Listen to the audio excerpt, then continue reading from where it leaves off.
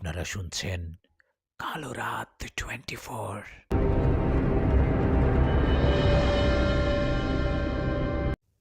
আসসালামু আলাইকুম। লেখক মোহাম্মদ নিশাদের ইউটিউব চ্যানেলে সকলকে স্বাগতম।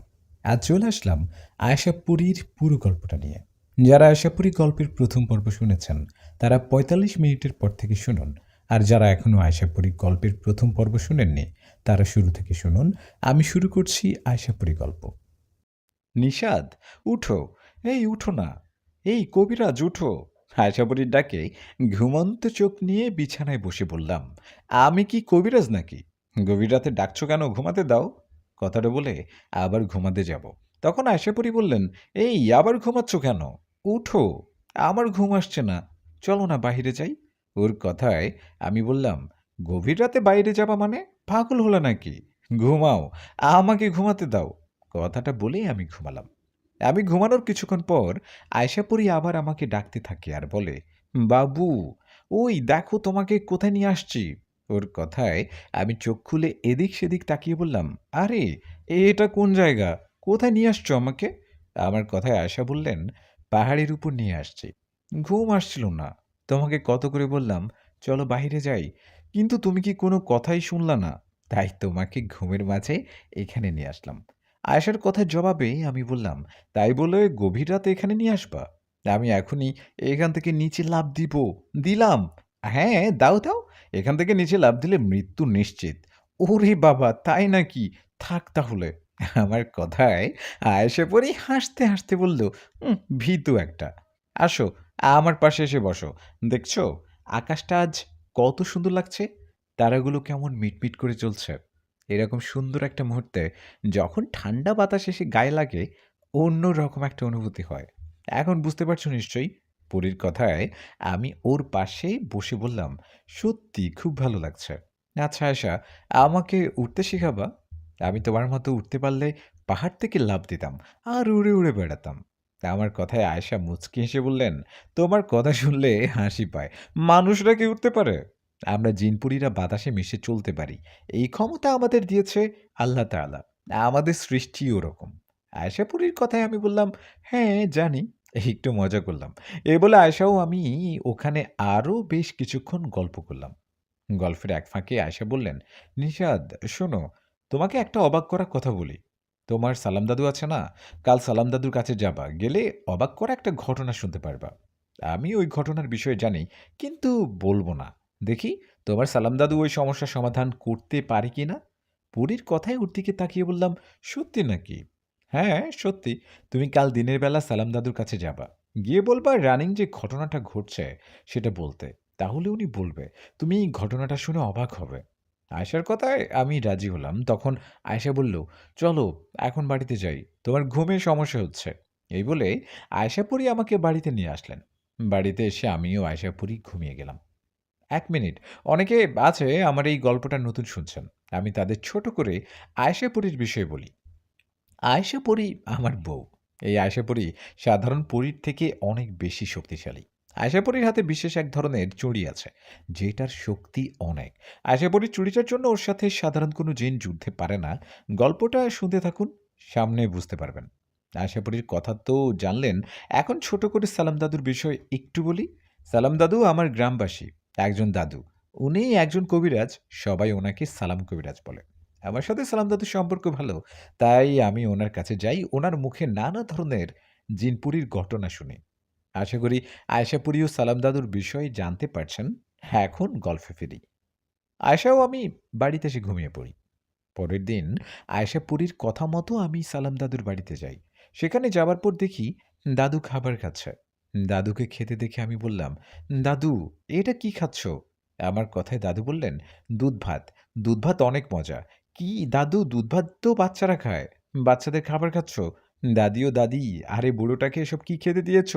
আমার কথায় সালাম দাদু হাসতে হাসতে বললেন, মজার খাবার সব বয়সের মানুষ খেতে পারে, বুঝলি? আয় বস, আমার পাশে বস, দুধ-ভাত খেয়ে দেখ, ভালো লাগবে। দাদুর কথায় আমি ওনার পাশে বসে বললাম, জি না, আমি দুধ-ভাত খেতে পারি না, তুমি খাও। আর খাওয়া শেষে আমাকে ঘটনাটা বলো। ঘটনা? কোন ঘটনা? দাদুর কথার জবাবে ওনাকে বললাম, রানিং একটা ঘটনা আছে, সেটাই বলো। আমার কথায় দাদু একটু চুপ থেকে বললেন, তুই কিভাবে জানলি? ও তোর তো আবার আয়েশা পড়ি আছে। মানুষ তাহলে তার পরী বউয়ের কাছ থেকে এসব কিছু শুনছে। ভাবছি বুড়ো বয়সে এসে আমিও একটা পরীকে বিয়ে করি, তাহলে আমিও সব কিছু জানতে পারবো। দাদুর কথায় আমি বললাম, মজা করো তাই না? দাদি শুনলে তোমাকে আর আস্ত রাখবে না। তাড়াতাড়ি খাবার শেষ করে ঘটনাটা আমাকে বলো। আশা করি বলছে ঘটনাটা অনেক মজার ও রহস্যময়। আমার কথায় সালাম দাদু খাবার শেষ করে বললেন, আসলেই ঘটনাটা অনেক রহস্যময়। ঘটনারে যার সমাধান আমি এখনো করতে পারছি না। দাদুর কথায় তখন আমি বললাম, আচ্ছা আমাকে শুরু থেকে বলো তো কি ঘটছে? আর ঘটনাটা জিনের না পরীর? তখন দাদু বললেন, একটা জিনের ঘটনা। ঘটনাটা শোন, বুঝতে পারবি। এই বলে দাদু বলতে শুরু করলেন। দাদু বললেন, আমাদের গ্রাম থেকে ২-৩ গ্রাম পরের ঘটনা এটা। সেখানে একটা ছেলের মধ্যরাতে ঘুম ভেঙে যায়। ছেলেটার ঘুম ভেঙে যেতেই ও দেখে ওরই মতো দেখতে হুবহু কেউ ওর পাশে শুয়ে আছে। এটা কিভাবে সম্ভব? নিজের চেহারার মতো হুবহু কেউ পাশে কিভাবে শুয়ে আছে? নিজের চেহারার মতো আরেকজনকে দেখে সেই ছেলেটা এক লাফে বিছানা থেকে নেমে চিৎকার করে। কিন্তু অবাক করা বিষয় হলো ওর গলা দিয়ে কোনো চিৎকারই বের হয় না। ওদিকে তখন ছেলেটা দেখে তার মতো হুবহু দেখতে ছেলেটা হাসছে। হাসতে হাসতে একসময় ছেলেটা হঠাৎ করে সাপের রূপ নিয়ে ফনা তুলে দাঁড়িয়ে রইল। এটা দেখে ছেলেটা ভয়ে জ্ঞান হারিয়ে পড়ে গেল। দাদুর মুখে কথাটা শুনে অবাক হয়ে বললাম, তারপর তারপর কি হলো দাদু? তখন দাদু বললেন, ছেলেটা জ্ঞান হারানোর পরের দিন ওর জ্ঞান ফেরে। ছেলেটার জ্ঞান ফেরানোর পর ও এসব কথা সবাইকে বলে, কিন্তু কেউই ওর কথা বিশ্বাস করে না। সবাই বলে, হয়তো স্বপ্ন দেখছিস। ছেলেটা কাউকে বোঝাতে পারে না ওর সাথে স্বপ্নে না বাস্তবিক ঘটনাটা ঘটছে। এভাবে পরপর ৩ রাত একই ঘটনা ঘটায়। ছেলেটা ওর পরিবারের সবাইকে অনুরোধ করে। ছেলেটার অনুরোধে ওর পরিবার একজন কবিরাজ নিয়ে আসে। সেই কবিরাজ এসে ছেলেটাকে দেখে বলে, ওর পিছনে একটা জিন লাগছে। সেই জিনটা অনেক ভয়ঙ্কর ও শক্তিশালী। কথাটা বলে সেই কবিরাজ চলে যায়। উনি চলে যাবার আগে বলেন, জিনটার সাথে আমি শক্তি দিতে পারবো না, আপনারা অন্য কাউকে নিয়ে আসেন। সেই কবিরাজ চলে যাবার সেই ছেলেটার মা কাছে জানি আমার ঠিকানা পায়, আমার কাছে আসে। আমার কাছে এসে অনেক অনুরোধ করায়। আমি ওদের বাড়িতে যাই। আমি ওদের বাড়িতে যাবার পর যে ছেলেটার সাথে ঘটনা ঘটছে ওকে ডাক দেই। আমার ডাকেও আমার সামনে আসলে আমি ওর দিকে তাকিয়ে বুঝতে পারি খুব ভয়ঙ্কর একটা জিনের প্রভাব আছে এর উপর। আমি ছেলেটাকে সামনে বসিয়ে চেষ্টা করি সেই জিনটাকে হাজির করানোর, কিন্তু আমি সেই জিনটাকে হাজির হয় না। জিনটা হাজির না হওয়ায় আমি রাতের অপেক্ষা করতে থাকি। রাত হলে আমি অন্য নিয়মে সেই জিনটাকে হাজির করব। কথা মতো অপেক্ষা করতে থাকি। বেশ কিছুক্ষণ অপেক্ষার পর রাত আসে। রাত হওয়ায় আমি আমার অন্য নিয়মে সেই জিনটাকে হাজির করার চেষ্টা করি। আর এবার আমি সফল হই। সেই জিনটা এবার হাজির হয়। তারপর তারপর কি হলো দাদু? তুমি কি সেই জিনটাকে বন্দি করেছ? না মেরে ফেলেছ? আমার কথায় সালাম দাদু বললেন, আরে না বোকা! এত সহজে কি জিনটাকে বন্দী করা যায়? এখনো অনেক কাহিনী বাকি। শোন। কথাটা বলে সালাম দাদু বলতে শুরু করলেন। দাদু বললেন, আমি সেই জিনটাকে হাজির করার পর জিজ্ঞেস করলাম, কে তুই? এই ছেলেটার পিছনে লাগতে গেলি কেন? আমার কথায় সেই জিনটা কিছু না বলে চুপ করে থাকে। তখন আমি কিছু দোয়া কালাম পড়ে ওর শরীরে ফু দিলে ছেলের শরীর থেকে সেই জিনটা বলে উঠে, কবিরাজ, তোর এত বড় সাহস হয় কি করে আমাকে হাজির করে প্রশ্ন করার? আমার যাকে খুশি আমি ধরব, যা ইচ্ছা হয় করব, তুই বলার কে? সেই জিনের কথায় আমি ব্যাগ থেকে জমজমের পানি ওর শরীরে ছিটিয়ে দেয়। ও ছটপট করতে থাকে আর বলে, বন্ধ কর, এসব বন্ধ কর। ওর কথায় তখন আমি বলি, ঠিক আছে বন্ধ করলাম, এখন বল, তুই এই ছেলেটার পিছনে লাগতে গেলি কেন? কি করেছে ও? আমার কথায় জিনটা বলেন, আমি একটা পিশাচ জিনের জিন। আমি একটা পিশাচ শ্রেণীর জিন। আমি ওই বিলের পাড়ে থাকি। কিছুদিন আগে এই ছেলেটা ওখানে মাছ ধরতে যায়। তখন আমি মাছরূপে চলাফেরা করছিলাম। এই ছেলেটা আমাকে মাছ মনে আঘাত করে। আমি আঘাত পেয়ে তখন পালিয়ে যাই, কিন্তু আমি ওর পিছু ছাড়িনি। আমাকে আঘাত করার ফল ওকে পেতেই হবে। ও আমাকে আঘাত করে আহত করছে। আমি ওকে নিহত করব। মেরে ফেলবো ওকে। চিন্তার কথায় তখন আমি ওকে বললাম, দেখুন, ছেলেটা না জেনে আপনাকে আঘাত করেছে। আপনি জানেন, জেনে শুনে কেন ওর ক্ষতি করছেন? ওকে মাফ করে দিন। না, না, ওর কোনো মাফ নেই। আমি ওকে মেরেই শান্ত হব। কবিরাজ, তুই এখান থেকে চলে যা। নইলে তোকে এর মতো মরতে হবে। সেই জিনের এমন কথায় আমি ব্যাগ থেকে একটা বোতল বের করলাম। বোতলটা দেখে সেই জিনটা ভয়ে বলতে লাগলেন, ঠিক আছে, আমি ওকে ছেড়ে চলে যাচ্ছি। আর কখনো আসবো না, ছেড়ে দিন আমাকে।" জিনটা ভয় পেয়েছে আর ছেলেটা ছেড়ে যেতে চাচ্ছে বলে আমি জিনটাকে সাবধান করে দিলাম। আর বললাম, "ঠিক আছে, তোকে ছেড়ে দিচ্ছি। এরপর কোনো ঝামেলা করলে তখন সোজা বন্দী করব। এখন চলে যা।" আমার কথায় সেই জিনটা ছেলেটাকে ছেড়ে দিয়ে চলে গেল। সালাম দাদুর মুখে এসব ঘটনা শুনে আমি বললাম, "আরে বাহ! তুমি তো সেই লেভেলের কবিরাজ। তুমি তো হিরো। দাদি তোমার হিরোকে দেখে যাও।" তোমাকে দেখে ভয়ে জিনটা একবারে পালিয়ে গেল। আমার কথায় দাদু বললেন, "কানটা আমার মুখের কাছে একটু নিয়ে আয়। স্পেশাল কথা আছে।" দাদুর কথায় কানটা ওনার মুখের কাছে নিতেই দাদু আস্তে করে বললেন, "সে জিনটা আবার ছেলেটার কাছে ফিরে আসছে। ধুরো, ২ নাম্বার কবিরাজ। কবিরাজি পারো না? যাও কি করতে? কেমন কবিরাজ তুমি? জিন ছাড়ানোর পর আবার আসে। আবার আসলো তুমি কিছু বললা না?" তখন সালাম দাদু বলল, "সেটা বলতেই তো আজকে রাতে যাব ওদের বাড়িতে। যে ছেলেটার সাথে ঘটনাটা ঘটছে ওর নাম রাকিব। রাকিবের মা খবর নিয়ে আসছে। উনি বলছে আমি সেই জিনটাকে ছাড়ানোর ২ দিন ভালো ছিল। ২ দিন পর আবার আসছে।" দাদুর কথায় তখন আমি বললাম, "আজকে রাতে যাবা? তাহলে তো কোনো কথাই নেই। আমিও যাব তোমার সাথে।" "হ্যাঁ, যাস, সমস্যা নাই। আজকে গিয়ে ওই জিনটাকে একটা শিক্ষা দেব। ও আমাকে কথা দিল। আর কখনো আসবে না। কথা দিয়ে কথা না রাখার শাস্তি ওকে পেতেই হবে। দরকার হয় আজ ওকে বন্দি করব। বন্দি করব? শোনো কবিরাজ, এত সহজ না কাউকে বন্দি করা, বুঝলা? আশা করি বলছে ওখানে অনেক রহস্য লুকিয়ে আছে। আর সেই জিনটা শক্তিশালী। ওকে বন্দি করা এত সহজ না।" আমার কথা শুনে দাদু বললেন, "কি রহস্য লুকিয়ে আছে বল? আশাপুরি আর কি বলছে? বল আমাকে।" "না, না বুড়ো, এত সহজে বলবো না। আশা বলছে ও সব জানে কিন্তু বলবে না। ও বলছে আগে দেখবে তুমি এই সমস্যাটা সমাধান করতে পারো কিনা। যদি না পারো তাহলে ও তোমাকে সাহায্য করবে।" আমার কথায় দাদু বললেন, "কি? এত বড় কথা? সালাম কবিরাজকে অপমান? আমি আজকে দেখিয়ে দিব আমি কত বড় কবিরাজ। হ্যাঁ, সেটা আজকে রাতে দেখতে পাবো। শোনো, তুমি তো আমাদের বাড়ির ওদিক দিয়ে যাবা, তাই না? আমি তোমার জন্য রাতে অপেক্ষা করব। তুমি বাড়ির কাছে গিয়ে ডাক দিও, কেমন?" আমার কথায় সালাম দাদু রাজি হওয়ায় আমি বাড়িতে চলে গেলাম। বাড়িতে গিয়ে দেখলাম আয়েশা বিছানায় বসে আছে। আমাকে দেখেও বলল, "কি দাদু, ঘটনাটা কেমন বলল? অবাক করা ঘটনা না?" আয়েশা পরীর কথায় আমি বললাম, "হ্যাঁ, অবাক করা ঘটনা। আচ্ছা আয়েশা, এটা কিভাবে সম্ভব? ওই ছেলেটা ওর মতো হুবহু আরেকজনকে দেখে কিভাবে? এটার রহস্য কি?" আমার কথার জবাবে আয়েশা বলল, "জিনেরা এটা করতে পারে। ভয় দেখাতে জিনেরা অনেক ধরনের রূপ নেয়। জিনেরা অনেক কিছু রূপ নিতে পারে। ও আচ্ছা তাই? জানো কি হইছে? সালাম দাদু ওকে সেদিন ছেলেটার কাছ থেকে ছাড়িয়েছিল। এর ঠিক ২ দিন পর সেই জিনটা আবার ফিরে আসছে। দাদু বলল আজকে রাতে আবারও যাবে ওই ছেলেটার বাড়িতে। ওনার সাথে আমিও যাব। আমার কথায় আয়েশা বললেন, "যাও, গিয়ে তেমন লাভ হবে মনে হয় না। তোমার আসলে তোমরা আসলে কাহিনী ধরতে পারবা না। আমি আজকে কিছু বলব না। তোমরা আজকে ওখানে গিয়ে ব্যর্থ হয়ে আসলে তখন আসল কাহিনী বলব।" "ঠিক আছে, তুমি যা ভালো মনে করো তাই হবে। আচ্ছা, আমি গোসল করে আসি।" "হুম, তুমি খাবার দাও আর মা-বাবাকে ডাকো, সবাই একসাথে খাবার খাবো।" কথাটা বলে আমি গোসল করে আসলাম। এসে মা-বাবা ও আয়েশা সবাই মিলে খাবার খেতে বললাম।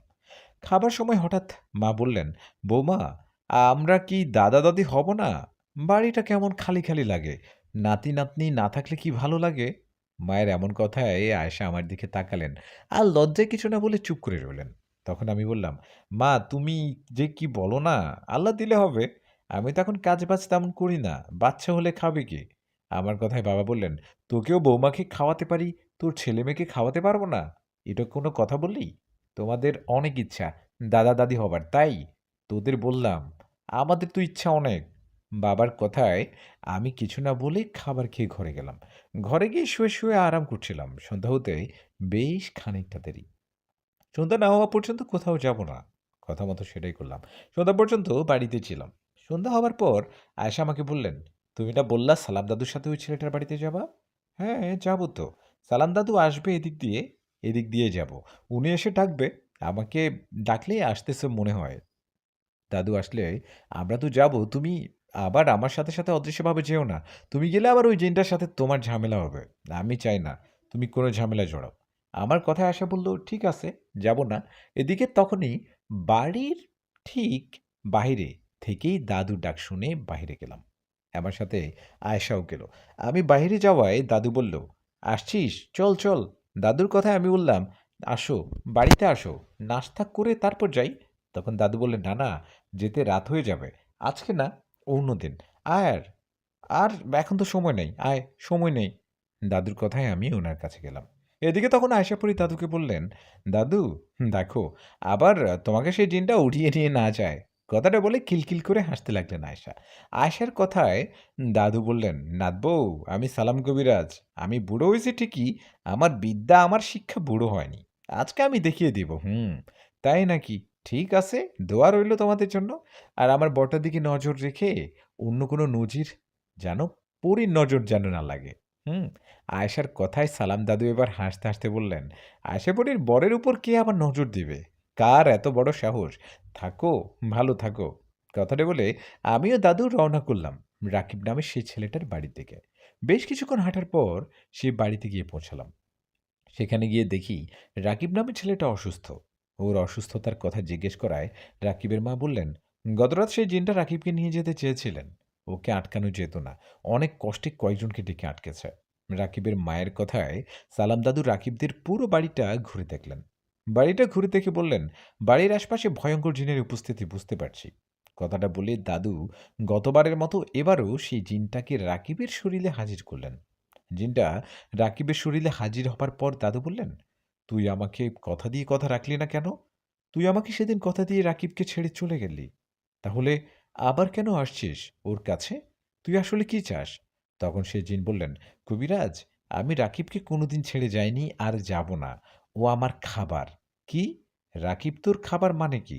তোকে সেদিন কতভাবে বুঝালাম, তুই মাছরূপে ছিলি বলে রাকিব না বুঝে তোকে আঘাত করেছে, ওকে ছেড়ে যা। দাদুর কথায় ওই জিন বললেন, কবিরাজ, আমার বিষয় না জেনে আমার কাছে আসছিস মনে হয়। আমি এই ছেলেটাকে ছাড়ব না, কি করবি তুই? তখন দাদু রেগে গিয়ে ব্যাগ থেকে বোতল বের করলেন, করে বললেন, এখনই তোকে বন্দি করব। দাদুর এমন কথা সে জিনটা ভয় না পেয়ে উল্টো হাসতে হাসতে বললেন, কবিরাজ, বাড়িতে বউকে একা রেখে আসছিস মনে নেই? তোর একটা ছেলেও তো জিনদের হাতে মরেছে, এখন তোর বউটা খারাপই নাকি? সেই জিনের কথায় দাদু ওকে একটা থাপ্পড় দিয়ে বলল, কি করবি তুই? তখন সে জিন বললেন, তোর বংশ নির্বংশ করব। আমার পিছনে কার হাত আছে? শুনলে জীবন নিয়ে এখান থেকে পালাবি। আমি তোর কথা শুনতে বাধ্য নই, চলে গেলাম। আমি আর একটা কথা শুনে রাখ, এই পরিবারের ৩টা সন্তান, একটাকে আমি খেয়েছি, এখন রাকিবকে খাবো। এটাকে খাওয়া হলেও আরেকটা বড় ছেলে আছে, ওটাকেও নিয়ে যাব, তুই পারলে কিছু করিস। কথাটা বলে চলে গেলেন সেই জিনটা। ও চলে যাওয়ার পর রাকিবের মা দাদুকে বললেন, কবিরাজ সাহেব, এখন কি হবে? আমার ছেলেটাকে বাঁচান। ওনার কথায় দাদু বললেন, আপনি ভয় পাবেন না, আমাকে আজকে রাতটা সময় দিন, আমি কালকে রাতে আবার আসব। আমি কাল দেখব ও কতটা শক্তিশালী। আমি রাকিবের শরীর বন্ধ করে দিয়ে যাচ্ছি, আশা করি আজকে রাতে তেমন সমস্যা হবে না। আমরা আবার কালকে আসব। কথাটা বলে দাদু আমি বাড়ির দিকে আসতে লাগলাম। তখন আমি দাদুকে বললাম, দাদু, এখন কি হবে? আমার তো মনে হচ্ছে এখানে কোনো সমস্যা আছে। আশা করি তাহলে ঠিকই বলেছিল। আমি ১ম এ ভেবেছি আয়েশা মজা করে বলছে ওসব। এখন দেখি সত্যি। আমার কথায় দাদু বললেন, হ্যাঁ, সেটাই মনে হচ্ছে। আচ্ছা শোন, তুই বাড়িতে গিয়ে আয়েশাকে জিজ্ঞেস করিস তো, এখানে কি রহস্য লুকিয়ে আছে? বাকিটা আমি দেখে নিব। দাদুর কথায় আমি বললাম, ঠিক আছে, তাই হবে। তুমি সাবধানে বাড়িতে যাও। আমার বাড়ি চলে আসছে। কথাটা বলে বাড়িতে চলে গেলাম আমি। বাড়িতে যাওয়ার পর আশাপুরী আমাকে দেখে বললেন, কাজ হলো না তো? বলছিলাম না কাজ হবে না? দেখলা, আমার কথা সত্যি হলো। আয়েশার কথার জবাবে ওকে বললাম, তুমি ঠিকই বলছো। দাদু, আমি শুরুতে ভেবেছিলাম ওটা নর্মাল কোনো জিন, কিন্তু এখন বুঝতে পারছি ওটা সাধারণ কোনো জিন না। জানো, জিনটা দাদুকে হুমকি দেয়, বলে দাদিকে মেরে ফেলবে। আয়েশা, আমার মনে হয় দাদুকে তোমার সাহায্য করা উচিত। তুমি তো সবই জানো। তুমি বলো তো, ওখানে আসলে সমস্যাটা কি? রাকিব ছেলেটার পিছনে কেন জিনটা পড়ে আছে? সেই জিনটা বলছে রাকিব নামে ছেলেটা না শুধু রাকিবের বড় ভাইকেও মেরে ফেলবে, নিয়ে যাবে। আমার কথায় আয়েশা বললেন, শোনো, তুমি আর সালাম দাদু কালকে ওনাদের বাড়িতে যখন যাবা, তখন গিয়ে রাকিবের মাকে তোমাদের সামনে বসিয়ে জিজ্ঞেস করবা আসল ঘটনা কি, কেন জিনটা ওদের বাড়িতে আসছে। উনি যদি তোমাদের আসল ঘটনা না বলে তাহলে ভয় দেখাবা, রাগ করবা, দেখবা সব ঘটনা খুলে বলবে। কি বলো? রাকিবের মা কি জানবে? ওই জিনটা তো একটা পিশাচ জিন। জিনটা বাস্তবে ছিল, রাকিব বাস মনে করে ওকে আঘাত করেছে, তাই তো জিনটা রাকিবের পিছনে লাগছে। এখানে রাকিবের মা আসল ঘটনা কিভাবে জানবে? আমার কথা শুনে আয়েশা বললেন, এটাই তো রহস্য। তোমরা ভুল জানো। রাকিবকে ধরা জিনটা পিশাচ জিন নয়। আর রাকিব ওকে মাছ মনে করে আঘাতও করেনি। রাকিব তো রাতে মাছ ধরতে চায় না, তাহলে ওকে আঘাত করবে কিভাবে? তোমাকে যা বললাম, দাদুকে তাই করতে বলবা। রাকিবের মাকে কাল ভয় দেখাবা, তাহলে উনি সত্যিটা বলে দিবে। এখন আসো, তোমার জন্য আমি না খেয়ে বসে আছি, খাবার খাবো, আসো। পরীর কথায় আমি হাত মুখ ধুয়ে ঘরে এসে দুজনে মিলে খাবার খেলাম। খাবার শেষে ঘুমিয়ে গেলাম। পরের দিন সন্ধ্যা হওয়ার আগে আমি সালাম দাদুর বাড়িতে গেলাম। দাদুর বাড়িতে যাওয়ায় উনি আমাকে দেখে বললেন, নিশাদ, আসছিস? একটু পর সন্ধ্যা হয়ে যাবে, আমাদের তো যেতে হবে ওই বাড়িতে। আচ্ছা, তোকে যে তোর বউ আয়েশা পুরীকে জিজ্ঞেস করতে বলেছিলাম, আসল ঘটনা কি? ও কি কিছু বলছে তোকে? দাদুর কথায় আমি মাথা নাড়িয়ে বললাম, হ্যাঁ বলেছে, রাস্তায় যেতে যেতে সব বলবো। তুমি এখন তোমার বাড়িটাও দাদির শরীর বন্ধ করে দাও, যেন ওই জিনটা দাদির কোনো ক্ষতি করতে না পারে। আমার কথায় দাদু বলল, করেছি, তোকে আর বলতে হবে না, চল এখন রওনা করি। কথাটা বলে দুজনে রওনা করলাম রাকিবদের বাড়ির উদ্দেশ্যে। পথে আমি দাদুকে সব খুলে বললাম। দাদুকে রাকিবের মা আসল রহস্য জানে, ওনাকে ভয় দেখালে সব বলে দিবে। আমার কথায় দাদু রাজি হলেন। তখন আমরা চলে গেলাম ওদের বাড়িতে। রাকিবদের বাড়িতে যাওয়ায় রাকিবের মা বললেন, কবিরা সাহেব, আপনি আসছেন? আমার ছেলেটা কেমন করছে দেখুন, ওকে বেঁধে রেখেছি, দয়া করে আপনি আমার ছেলেটাকে সুস্থ করুন।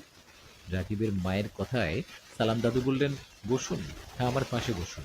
দাদুর কথায় রাকিবের মা ওনার পাশে বসায় দাদু বললেন, আপনার ছেলেকে যে জিনটা ধরেছে, আপনি ওর বিষয়ে জানেন, আপনি ভালো করেই জানেন ও কে। এখন আমাকে সত্যিটা বলুন তো, আসল রহস্য কি? দাদুর কথায় রাকিবের মা বললেন, আমি কিভাবে জানবো, আমি জানি না কিছু। ওনার কথায় সালাম দাদু বললেন, দেখুন, আপনি একজন মা, মা হয়ে ছেলের এমন কষ্ট দেখছেন কিভাবে? আপনি কি চান না, আপনি চান না আমি আপনার ছেলেটাকে সুস্থ করি, সুস্থ হোক আপনার ছেলেটা? আপনি যদি আমাকে সত্যিটা না বলেন, তাহলে আমি ভুল রাস্তায় হাঁটবো। এদিকে সেই জিনটা আপনার পুরো পরিবারকে শেষ করবে। জীবন বাঁচাতে চাইলে সব খুলে বলুন। দাদুর কথায় রাকিবের মা এবার কান্না শুরু করলেন। কান্না করতে করতে বললেন, হ্যাঁ, আমি সব জানি। এসব হচ্ছে আমার লোভের কারণ। লোভের কারণে? কি লোভ করছেন আপনি? তখন রাকিবের মা বলতে শুরু করে। রাকিবের মা বলে, রাকিবের বাবা বাড়িতে থাকেন না, বাইরে থাকেন, চাকরি করেন। আমি আমার ৩টা সন্তানকে নিয়ে বাড়িতে থাকি। আমার বাড়ির পিছনে একটা ভিটা আছে। সেই ভিটাতে পুরনো একটা বটগাছ আছে। আমাদের গ্রামে প্রায় অনেকেই জানে সেই বটগাছের নিচে গুপ্তধন আছে। সেই গুপ্তধনগুলো পাহারা দেয় একটা জিন। আজ থেকে ১ মাস আগের কথা। একদিন রাতে আমি স্বপ্নে দেখি আমি আমাদের বাড়ির পিছনের ওই ভিটার কাছে দাঁড়িয়ে আছি। তখন একটা জিন আমাকে স্বপ্নের মাঝে বলে, এই বটগাছের নিচে অনেক ধন সম্পদ, সোনা দানা আরো অনেক কিছু আছে। তুই কি এসব নিবি? আমার কথা শুনলে তোকে সব দিয়ে দিব। সেই জিনটার কথায় সে রাতে আমার ঘুম ভেঙে যায়। এভাবে পরপর ৩ রাত আমি ওই একই রকম স্বপ্ন দেখি। ৩ দিন পরে রাতে যখন সেই জিনটা আমার স্বপ্নে দেখা দেয়, সেদিন আমি কথা বলে উঠি। আমি ওকে বলি, বলেন, আমাকে কি করতে হবে? যেটা করলে আপনি এসব সোনাদানা ধন সম্পদ আমাকে দিবেন? আমার কথায় সিজিনটা বললেন, আমাকে জোড়া নারকেল দিতে হবে। আমাকে যদি তোর ১ জোড়া নারকেল দিস, তাহলে এসব তোকে দিয়ে দিব। সেই জিনটার কথায় আমি অবাক হয়ে বলি, জোড়া নারকেল, এটা তো সহজ বিষয়। এটা আবার এমন কি? ঠিক আছে, আমি রাজি। আমার কথায় ওই জিনটা বলেন, জোড়া নারকেল মানে খাবার নারকেল না। আমি জোড়া নারকেল মানে বুঝিয়েছি তোর ২ ছেলে। তোর ২ ছেলেকে আমাকে দিয়ে দিলে আমি এই বটগাছের নিচে সব গুপ্তধন তোকে দিয়ে দিব। সেই জিনের কথায় আমি বলি, না, না, আমি আমার ছেলেকে দিতে পারবো না। কথাটা বলতেই আমার ঘুম ভেঙে যায়। এরপর থেকে প্রায় সময় সেই জিনটা আমার স্বপ্নে আসতো। আমাকে লোভ দেখাতো। আমি দেখলাম কলসের মধ্যে ভরা সোনাদানা, হীরা, মানিক, মুক্তা সবকিছু আমাকে দেখিয়ে বলতে, এর বিনিময়ে তোর ছেলেকে দিয়ে দে। ওই জিনটার কথায় জানি না আমি কিভাবে রাজি হলাম। আমি সবকিছু পাবার লোভে জিনটাকে স্বপ্নের মাঝে বলি, ওকে, ওকে আমি রাজি। আমি রাজি কথাটা বলার পরের দিন সকালে আমার ছোট ছেলেটা মারা যায়। ছোট ছেলেটা মারা যাবার পর ভেবেছিলাম স্বাভাবিক মৃত্যু। কিন্তু পরে বুঝতে পারছি সেই জিনটা সেই জিনটা আমার ছোট ছেলেটাকে মেরে ফেলেছে। ছোট ছেলেটাকে মেরে আমার মেজ ছেলে রাকিবের পিছনে লাগছে। আমি পরে সেই জিনটাকে বলি, আমার ছেলেকে তো মেরে ফেলেছো। আমাকে ওইসব গুপ্তধন দিয়ে দাও। কিন্তু সেই জিনটা আমাকে ওসব কিছুই দেয় না। রাকিবের মায়ের কথায় সালাম দাদু রেগে গিয়ে বললেন, আপনি কি মানুষ না অন্য কিছু? জিনদের গুপ্তধনের লোভে নিজের ছেলেকে ওদের দিতে রাজি হলেন? আমি আপনার কোনো কাজ করব না, চললাম আমি। কথাটা বলে দাদু আমি ওদের বাড়ি থেকে বের হতে যাব, তখনই রাকিবের মা দৌড়ে এসে সালাম দাদুর পা ধরে বললেন, হ্যাঁ আমি ভুল করেছি, না বুঝে না বুঝে ভুল করেছি। দয়া করে আমার পাপের আমার পাপের শাস্তি আমার ছেলেদের পেতে দিয়েন না। আপনি দয়া করে আমার মেজো ছেলেও বড় ছেলেকে বাঁচান, বাঁচান দয়া করে। কথাটা বলেই দাদুর পা ধরে অনেক কান্না করতে থাকে রাকিবের মা। তখন দাদু আমার দিকে তাকালে আমি মাথা নাড়িয়ে বলি ওনাকে সাহায্য করা উচিত। তখন দাদু রাকিবের মাকে বলেন, পা ছাড়ুন, আমি আপনাদের সাহায্য করব। কথাটা বলে সালাম দাদু বললেন, শুনুন, জিনেরা কখনো ওদের গুপ্তধন কোনো মানুষকে দেয় না, ওগুলো দেখিয়ে বোকা বানায়। একটা কথা মনে রাখবেন, গুপ্তধন দেবার নাম করে জিনেরা যদি জোড়া নারিকেল বা একটা নারিকেল চায়, তাহলে মনে করবেন নারিকেল বলতে আপনার পরিবারের ছোট ছেলে বা মেয়েকে বুঝিয়েছে। যদিও এটা গল্প, কিন্তু এই কথাটা বাস্তব। এই কথাটা মনে রাখবেন, একদিন না একদিন কাজে লাগবে। কথাটা বলে দাদু রাকিবের মাকে উদ্দেশ্য করে বললেন, কোনো জিন তাদের গুপ্তধন দেবার কথা বলে কিছু চাইলে বুঝতে হবে ওটা ওদের কোনো চাল। জিনেরা কখনো বিনিময়ে কিছু দেয় না, আর যাদের দেয় তাদের কাছে কিছু নেয় না। হুম, ভালো জিনেরা উপকারের বিনিময়ে বা কারো উপর খুশি হয়ে ইচ্ছে করে ওদের গুপ্তধন দিলে সেটাতে কোনো সমস্যা হয় না। কিন্তু আপনার পরিবারের উপর যে জিনের নজর লাগছে, এটা খারাপ জিন। এর উদ্দেশ্য খারাপ, ও আপনাকে কোনো ধন সম্পদ তো দিবেই না, উল্টো আপনার ছেলেদের মেরে ফেলবে। আপনি আশপাশের সবাইকে ডাকুন, সবাই আসলে আপনার ছেলের উপর সেই জিনকে হাজির করব। সালাম দাদুর কথায় রাকিবের মা সবাইকে ডাকলেন। সবাই আসার পর উঠানের মধ্যে সবাই গোল হয়ে দাঁড়ালেন। তখন দাদু বললেন, রাকিবকে এখানে নিয়ে আসুন, ওর শরীরে জিনটাকে হাজির করব। আজকে দেখব ওই জিন কতটা শক্তিশালী। কথাটা বলে সালাম দাদু রাকিবকে সামনে বসিয়ে দোয়া কালাম পড়তে লাগলেন। বেশ কিছু চেষ্টার পর রাকিবের শরীরে সেই জিন হাজির হলেন। সেই জিনটা রাকিবের শরীরে হাজির হওয়ায় রাকিব কেমন আওয়াজ করতে লাগলেন, ছটপট করতে লাগলেন। এটা দেখে দাদু বললেন, এইরকম ছটপট করবি না, তোর আসল রহস্য জেনে গেছি। মানুষকে লোভ দেখিয়ে তাদের ক্ষতি করিস, তাই না? আজকে কোথায় যাবি? দাদুর কথায় সেদিন হাসতে হাসতে বললেন, কবিরাজ, তাহলে আমার বিষয় সব জেনে গেছিস, তাই না? শোন কবিরাজ, আমি সাধারণ কোনো জিন না, আমি জিন সর্দারের হয়ে কাজ করি। বলতে গেলে জিন সর্দারের কর্মচারী আমি। জিনটার কথায় দাদু বললেন, হুম, আমাকে এত বুঝাতে আছিস না, আমি সব জানি। জিন সর্দার কোনো এক শক্তিশালী জিনকে তাদের সম্পদ, গুপ্তধন এগুলো পাহারা দিতে দেয়। তুই নিশ্চয়ই তেমনই একজন জিন সর্দার। তোকে গুপ্তধন পাহারা দেওয়ার দায়িত্ব দিয়েছে, আর তুই সেই সুযোগে মানুষদের লোভ দেখিয়ে তাদের ক্ষতি করছিস। গ্রামবাসী সবাই শুনুন, আপনার বাড়ির পিছনে ওই ভিটার বট গাছের নিচে যে গুপ্তধন আছে, ভুলেও কেউ ওটা লোভ করবেন না, কেউ কখনো ওটা পাবেন না, উল্টো আপনাদের অনেক বড় ক্ষতি হবে। কথাটা বলে দাদু সেই জিনকে বললেন, অনেক ক্ষমতা দেখিয়েছিস, অনেক মিথ্যা বলছিস, এখন সোজাসুজি বল তুই রাকিবের পরিবারকে ছেড়ে যাবি কিনা। যদি না যাস তাহলে তোকে এখনই বন্দি করব। দাদুর কথা সে জিন বললেন, দেখ কবিরাজ, তুই কিন্তু বেশি বাড়াবাড়ি করছিস। রাকিবের মা আমাকে অনুমতি প্রদান করছে ওনার ছেলেকে নেয়ার। আর তুই তো জানিস, কোনো জিনকে আমন্ত্রণ জানালে বা কিছু নেয়ার অনুমতি দিলে সে সেটা নিয়েই যায়। আমি এই পরিবারের ৩টা ছেলেকেই নিয়ে যাব, ওদের রক্ত পান করব। জিনের এমন কথায় দাদু কোনো কথা না বলে ওর শরীরে জমজমের পানীয় বিশেষ দোয়া পড়তে লাগলেন। এমন অবস্থায় রাকিবের শরীরে সেই জিনটা ছটপট করতে লাগলেন আর বলতে লাগলেন, কবিরাজ, এসব বন্ধ কর, আমাকে চিনিস না তুই, তোর অনেক বড় ক্ষতি হয়ে যাবে, বন্ধ কর। কিন্তু দাদু কোনো কথা না শুনে ওনার মতো কাজ করেই যাচ্ছে। এমন অবস্থায় সবাইকে অবাক করে সেই জিনটা রাকিবকে নিয়ে শূন্যে উড়ে একদিকে চলে গেলেন। রাকিব শূন্যে উড়ে যাওয়া দেখে সেখানে থাকা অনেকেই তো ভয় চিৎকার করে করতে লাগলেন। তখন দাদু বললেন, কেউ ভয় পাবেন না, রাকিবকে ধরুন, খুঁজুন ওকে। দাদুর কথায় সবাই লাইট হাতে দৌড়াদৌড়ি শুরু করলেন, চারিদিকে খোঁজাখুঁজি করতে লাগলেন। সবগুলো গাছেই লাইট মেরে খুঁজতে লাগলেন। সবার মতো আমিও তখন রাকিবকে খুঁজছিলাম। রাকিবকে যখন খুঁজছিলাম, আমি খুঁজতে খুঁজতে একটা আম গাছের ডালে রাকিবকে দাঁড়িয়ে থাকতে দেখি। আমি রাকিবকে দেখে কোনো আওয়াজ না করে ওর একটা পা চেপে ধরি, আর তখনই রাকিবের শরীর থেকে সে জিন বলেন, এই ছাড় আমাকে, ছাড় বলছি, ছেড়ে দে, নইলে তোকে মেরে ফেলবো, ছাড়। কিন্তু আমি ওর কথা না শুনে চিৎকার দিয়ে সবাইকে বলতে থাকি, সবাই আসেন, রাকিব এখানে, ওকে ধরে রাখছি, আসেন। তখনও সেই জিন বললেন, চিৎকার করবি না, ছাড় আমাকে। এদিকে ততক্ষণে সবাই সেখানে চলে আসে আর রাকিবকে সবাই ধরে গাছ থেকে নিচে নামায়। তখন সালাম দাদু রাকিবকে সামনে দাঁড় করিয়ে রাকিবের শরীরের ছায়াতে আঘাত করতে থাকে। একের পর এক আঘাত করায় সে জিনটা চিৎকার করতে থাকে আর বলে, কবিরাজ ঠিক আছে, আমি রাকিবকে ছেড়ে চলে যাচ্ছি, আর কোনোদিন ওর কাছে আসবো না।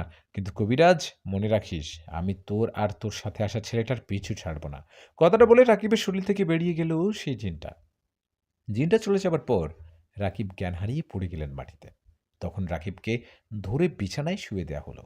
রাকিবকে শুয়ে দিয়ে দাদু রাকিবের মাকে বললেন, সে জিনটা আপনাদের পরিবার থেকে দূরে সরে গেছে, আশা করি ও আর আপনাদের কাছে আসবে না। এই বলে দাদু রাকিবের মাকে উদ্দেশ্যে বললেন, শুনুন, লোভে পড়ে আপনার একটা ছেলেকে হারিয়েছেন, এরকম ভুল যেন আর না হয়। লোভ মানুষকে শেষ করে দেয়। আমরা এখন চলে যাচ্ছি, এরকম কোনো ঘটনা ঘটলে আমাকে জানাবেন। কথাটা বলে সালাম দাদু আমি বাড়ির দিকে রওনা করলাম। রাত তখন বেশি না, ৯ কি ১০টা হবে। বাড়ির দিকে আসার সময় দাদুকে বললাম, আচ্ছা দাদু, একটা কথা বলো তো, তুমি চাইলে তো সেই জিনটাকে বন্দি করতে পারতে, করলা না কেন? আমার কথার জবাবে দাদু বললেন, হ্যাঁ আমি চাইলে ওকে বন্দি করতে পারতাম, কিন্তু করিনি, কারণ ও জিন সর্দারের লোক। ওকে বন্দি করলে জিন সর্দার আমার সাথে ঝামেলা করত, তাই ওকে বন্দি না করে তাড়িয়ে দিলাম। তবে একটা কথা, জিনেরা কিন্তু অনেক প্রতিশোধী হয়, ওরা প্রতিশোধ নিয়েই ছাড়ে। সেই জিনটা আমারও তোর উপর রেগে আছে, দু একদিন একটু সাবধানে থাকিস। অবশ্য তোর কোনো ভয় নেই, আল্লাহর রহমতে তোর বউ আশাপুরি তো আছেই। দাদুর কথায় ওনাকে বললাম, হ্যাঁ শুধু আমি না, তুমিও সাবধানে থেকো।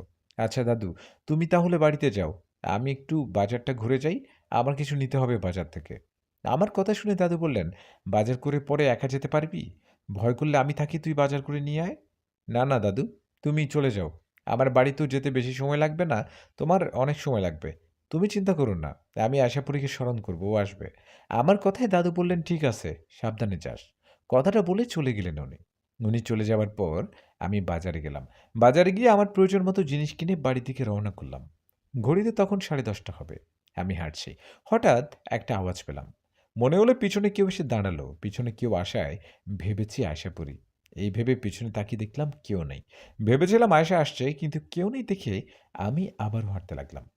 এভাবে বেশ কিছুটা দূরে যাওয়ার পর হঠাৎ দাঁড়িয়ে গেলাম, কারণ আমার সামনে একটা অবয়ব দাঁড়িয়ে আছে কালো পোশাকে। আমি ওকে দেখে বুঝেছি এটা সেই জিনটা যেটা রাকিবকে ধরেছে। আমি বুঝতে পারাই ওকে উদ্দেশ্য করে বললাম, আমার মনে হয় আপনি সেই জিনটা। আমার কথায় সেই জিনটা তার ভয়ঙ্কর রূপ নিয়ে আমার দিকে ঘুরে দাঁড়ালো। ওনার চেহারা খুব ভয়ঙ্কর ছিল, যে কেউ দেখলে ভয়ে জ্ঞান হারাবে।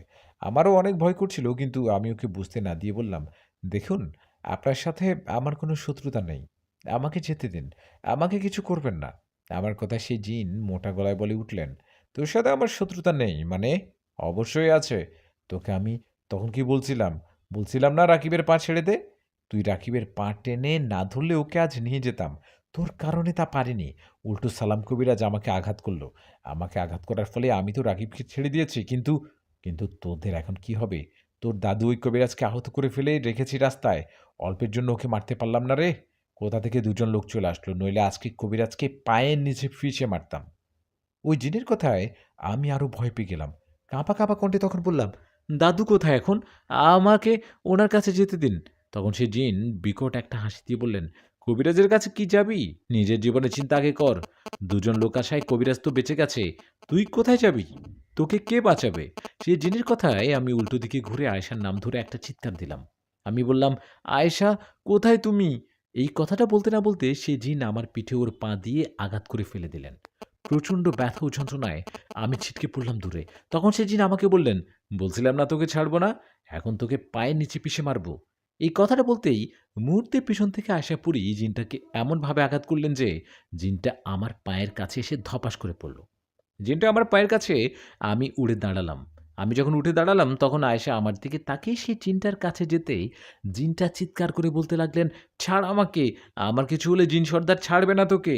সেই জিনের কথায় আয়েশাপুরী বললেন, তুই আমাকে আঘাত করলে তোকে ছেড়ে দিতাম, কিন্তু আঘাত করেছিস আমার কলিজায়, আমার স্বামী, আমার ভালোবাসা, আমার কলিজা, ওকে তুই আঘাত করে কিভাবে বেঁচে থাকবি?